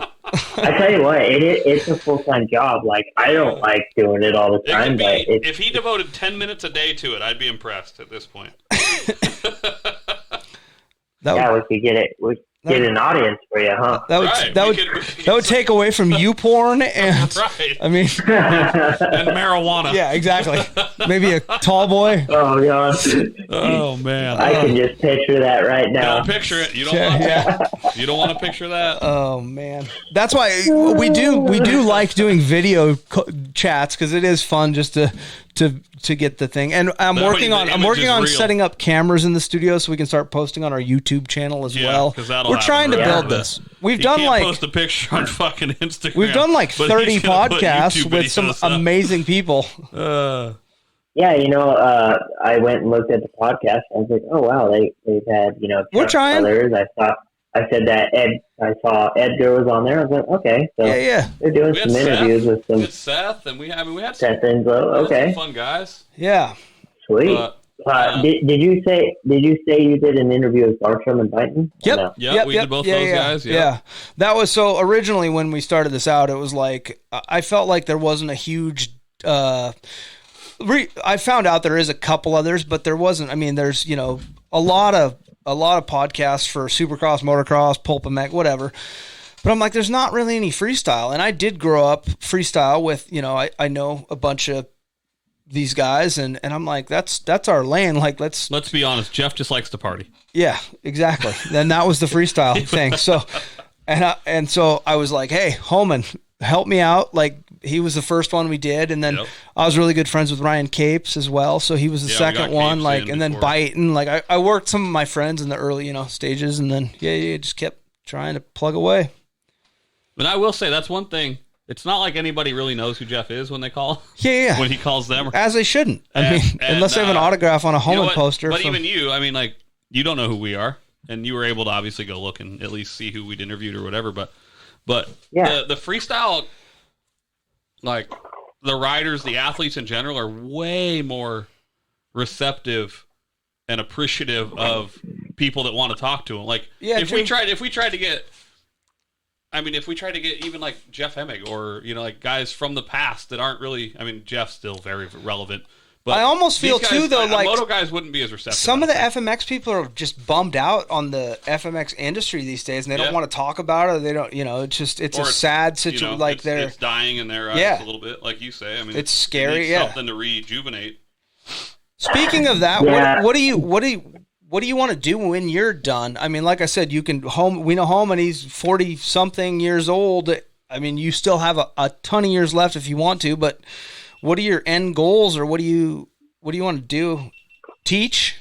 So, like I said, I'm working on building this brand. So, the events are just advertisement for my brand. But if we can build this platform and stuff and still offer that to the up and coming kids, so I would like to be involved with teaching and giving these kids the opportunity. But, I guess my plan B, if I have to, I love to fabricate, so I'm good with metal. So, nice. I mean, I think that's another business avenue that I could take that path. Fall back on? I want to stay on two wheels and twisting that throttle, Like I said, whether it's you, Kenny Bartram, one of you guys needs to get a contest going that's an actual judged contest with actual legit judges, not some ex-snowboard rider or some fucking Red Bull rep, like people that know how to judge an FMX contest and put it like a legit FMX contest on and like see, I mean... Well, the thing is, judges are judges, that's all well and good, but what you really have to have is backing and money. Yeah, the money. Yeah. Because otherwise nobody shows up. Yeah, 10 for it. Yeah. But so if you could put a $100,000 purse together, you'd get some guys to show up, I think. And you might get some guys that you've never heard of, like you say, that let them qualify, let them do some stuff and get in there and do it. Because I guarantee there's guys that we haven't heard of that are not afraid to go for it.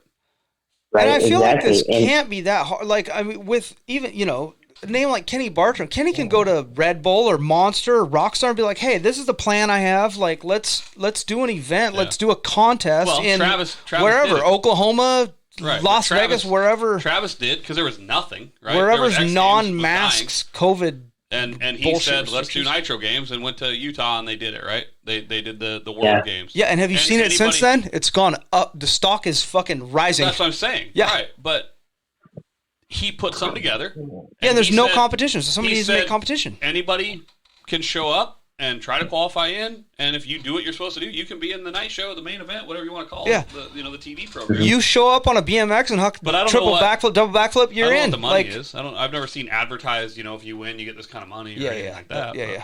But, I mean, obviously they have to be risking it for the biscuit for something. I mean... No, they're not doing it for nothing. Yeah. Yeah. And I mean, definitely needs that. Like, here's a contract to be on the tour. Like, you win, you get a guaranteed contract for the future. I don't know, but yeah. Well, yeah, like you said, I think it's going to come down to funding and backing because it's just there's so much that it's going to take to put these events on. Right. And a lot of guys aren't going to want to come show up, especially some of the more established guys without having a certain amount of pay. Yeah, exactly. If there was money, they would. Like it all falls back on money. Like you just need Right. I mean, if you have whatever a $50,000 win purse or whatever, 100,000, whatever, 20,000, whatever. I mean, people are going to show up. Like if there's something to go for, but again, these days the tricks are. I mean, it can kill you. Like it's no joke. I mean. Well, that's why we need to continue to keep making the sport safer and safer. Yeah, I was going to say, even the technology now with the airbag landings and these things, these guys are... Yeah. I mean, you're able to go for some stuff that, 10 years ago, they might have gone for it into a sandy uphill that you can't ride out of very well and some things, but... And as long as you're in America, the healthcare should be golden. I think Australia's got it. I don't know. I'm not trying to do it. I don't know. I mean, otherwise, it seems like they'd die off and they wouldn't be doing what they're doing. Well... They're savages. They're not. Right. I mean, they're not going to the hospital. They're duct tape and tie wire. They go home. They're like, we got some super glue. Fix this shit. So I'm a fan of the airbag landings because a couple of reasons. If you're traveling around with equipment, taking an airbag around in a takeoff ramp is way easier than towing around a 16,000-pound landing ramp. 100%. Metal landing ramp. Yeah. And just like we talked, to mess up on. Exactly. So let's just say if you messed up at the beginning of your season and this is your only source of income, so you messed up and missed your entire season. Yeah, you wrecked your whole year because of one stupid front tire wash or whatever. Yeah. Exactly. And then now you're broke. You can't pay your rent. You can't pay your bills. Yeah. And let's just say if that was an airbag landing and you crashed, you're probably going to be okay. And so for that aspect of things, I'm okay to have an airbag. You know what I mean? Oh, absolutely. I think airbags are awesome. And they're only going to make things progress because people aren't afraid to land on them. How many have you ridden on? They're still few and far between, though. I know Sayers and Homan have. There's a few people out there that have them, but they're not everywhere these days. How many have you hit? I've hit quite a few, probably a handful, and I have my own as well. So. Oh, nice. They're expensive, yeah. Yeah, they're not like. cheap. Yeah, the most expensive one is the bag jump. When they first came out, they were wanting like $60,000. Yeah, which that's a lot of money. You're targeting corporate companies, not right. Not individual. I mean, even guys like thrill seekers, like Biden and. Even Sayers was putting. I mean, these guys that he was doing a lot of shows, doing a lot of shows. Still, they're like, it's hard to justify. That's a lot of money. Yeah. I don't know what it costs to build a mobile landing, but it ain't $60,000. Yeah, right. No. But the also the risk reward though is nice too. I mean, you do have a lot less injuries. I mean, someone trying to jump a mobile landing with no airbag, it's sketchy. It's scary. I've seen it go sideways. I wouldn't do it. You wouldn't do it? Jump. Really? No. You're not doing a mobile to mobile, no airbag? Yeah, my life is worth more than that. Man, mine was only worth like $1,200. Yeah. Okay. So hang on. Okay, you got to hear it. I'm going to tell a quick version. We've told the story 100 times on the podcast. People are probably fucking sick of hearing it. But Crater did a mobile to mobile, and he cased it so bad he like ripped the swing arm off his motor. So he didn't put the airbag up. It's practice, and Holman says, "Hey man, do you want the airbag?" And I go, "Nah." I'm like, I'm a professional. I'm a professional Supercross racer. I Raced Supercross 10 years. I'm good. Here's the mistake I made, though. I followed him. Like, I should have never followed him. He FMX. Don't jump the same as a freestyle guy. It is what it is. But I literally clipped the front of the safety deck. Like, I cased the front of the safety deck. So my rear wheel didn't get up. And it ripped the bike in half. The swing arm was in 3 pieces. Like, it ripped the spars off the swing arm of that's insane. New Honda 450. Yeah. So, with that being said, I could send you guys over a video for you to post on your page. Yeah. It'd be content. Whoa, but anyway, it's going to be work. Right? I might need to talk to your girlfriend on how to do it. Like, right? But send it over. I'll link you up. You up. She can manage it for you, and dude, it'd be good. Yeah, but Jeff doesn't have any money. Well, maybe after this podcast gets built. Exactly. I'm working on sponsors right now. We're talking to people. Anyway, so I have this video where we were on polished concrete, which is slicker than hell. Did they put Coca-Cola on it? Coke all over it? No. So they had thin carpet they tried duct tape in, and there was still so much wheel spin. My first flip, I literally did the same thing that you did. I hit the back with my tire, and literally it fucked me, and I went into a endo. I didn't go over the bars, but then I get to the bottom, and my bike won't roll anymore. What happened was it pulled the tire back so far that it tightened the chain so tight that it wouldn't allow it to roll. Yeah. And it didn't blow the wheel? Like, it didn't wreck the rim? It had to have wrecked the rim. It doesn't. The Dirt Star STX rims are What do you have, very, pro very wheels on that rims. thing? Or? That's what I'm saying. Those Dirt Star STXs are the wheels to get if you're going to ride freestyle. There you go. Do they sponsor you? Do they help you out? No. No, they come stock on a Cowie. No, I wish. No? So, you had to actually buy them? You're like, I just need good rims. I need to pay for these. And that's some of the most important things that I buy. I buy wheels and suspension because that right there will save you. Yeah. So I always make sure I have the best of those. Yeah, smart kid. W builds my wheels. They use Dirt Star STX rims, and let's see, I think they use a Talon hub. Yep. So who else does help you? Let's stop plugging people that you're buying stuff from. Yeah. Who does help you? FXR. That is true. Yeah, so we got FXR, been a great gear company. We got Dunlop tires, we got EVS Sports, we got Kicker Audio, Maxima Oils. You got Ron Lachine on board there? Yeah, Ronnie Lachine. Yeah, so I've been riding for Maxima for a long time, and they really take care of me well. Yeah. It's hard to beat the quality of Maxima. Oh, yeah. It's just great product all around. I use their air filters. Let's see. How often do you have to change those on a freestyle bike these days? Man, I'm so particular with my maintenance. I'll do it every 2 rides. Like, again, good for you. You know how to actually work on a motorcycle? That's crazy. Like, I like to keep my bikes pretty pristine, you know. How far can you take it down? Could you change a top end or?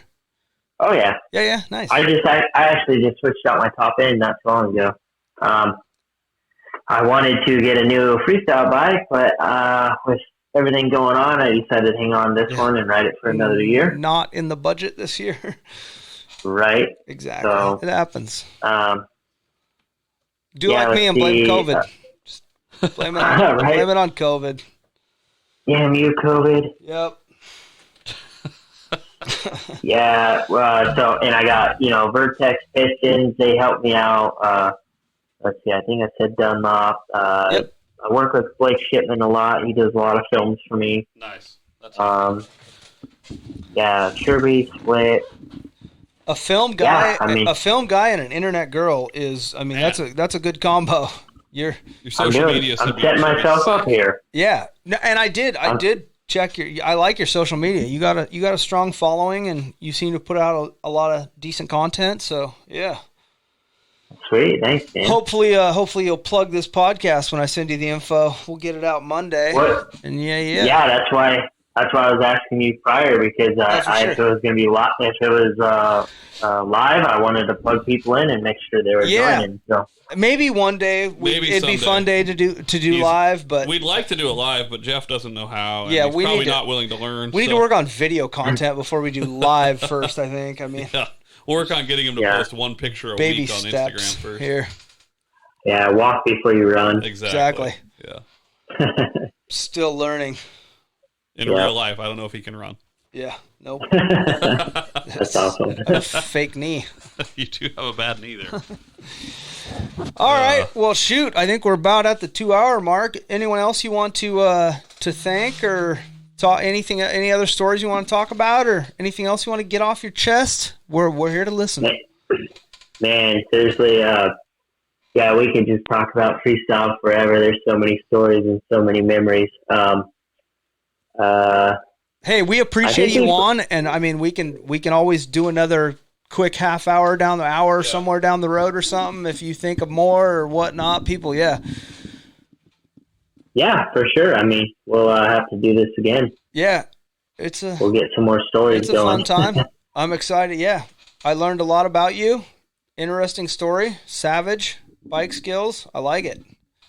Thanks, man. I'm excited you're still looking to go places too. Well, yeah, I mean you're young and you got lots of time left, so I feel like we need that in America. What comes next and what kind of event you decide to promote and build into the biggest freestyle contest for up and comers. Even if it's not you, teach these kids how to beat these Australians. What if they have to do quadruple flips? Fuck it, we'll send them on quadruple flips. Put them on a bigger airbag. Yeah. If they need a KX 500 and they have to shift some gears and yank back, let's do it. I like it, man. We'll give these kids a platform, and we're gonna send it. 10-4. Appreciate your time, buddy. It was a fun one. Good talking to you, man. Yeah, you guys as well. Thank you so much. All right, we'll be in touch soon. All right, have a good one. Cheers. Cheers. See ya. Nice. Yeah, that was good, man. Good one kid. One in the books in the new studio, at least. I mean, first one in the new bomb shelter studio here. You know, the acoustics. I might not have been the smoothest, but I just blame it on COVID myself. Yeah, COVID. Exactly, COVID. Yeah. I don't take any blame. That slipped out. It's COVID. 100%. No, it's okay. It's okay. It'll be okay. But yeah, hopefully I've been talking to some other people. We got some more coming down the road soon. In the pipe, so to speak.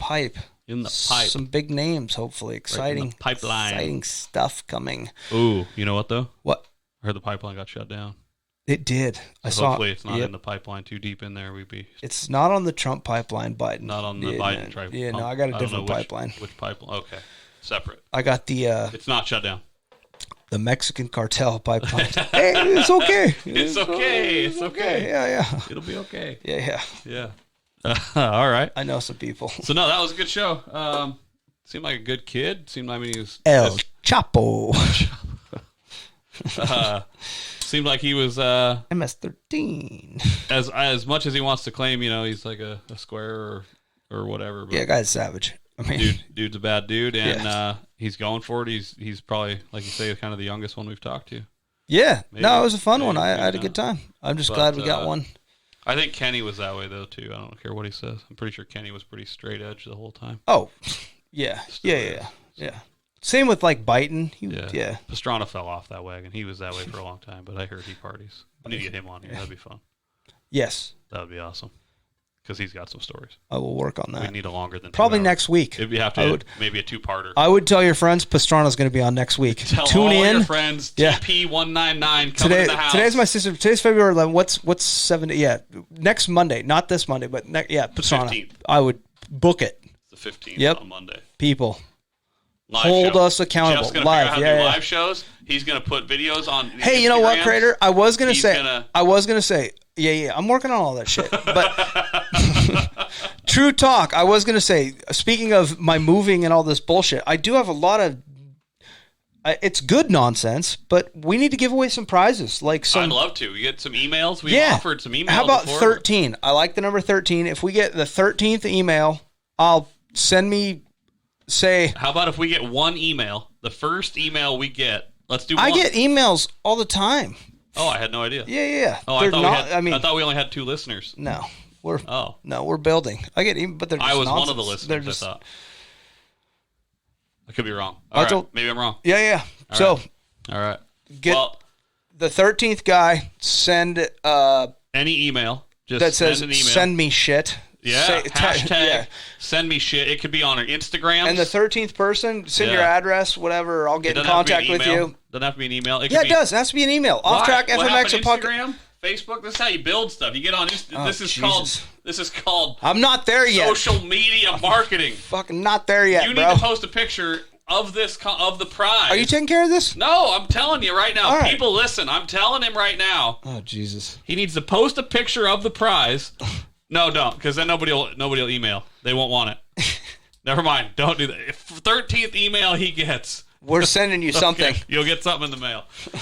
Oh. Yeah, it's gonna be good. Trust. All right, thanks for listening. All 7 of you. He's 13. He says we got 13 listeners now. We need everybody to email more in. Than that. We need everybody to email, and he's going to eat the shipping on it that comes from Australia. Yeah, no, hang on. So we need to talk about that maybe. We'll see what the emails come in. Yeah, maybe 13's from Seattle. Hopefully. Maybe the 13th email will be Jeff emailing maybe himself. Maybe if the 12th one's from Seattle and the 13th one's from Australia, I just fucking... We'll just send Australia the picture. I might not be the most honest motherfucker. Love you guys. See ya. Thanks for listening. See ya.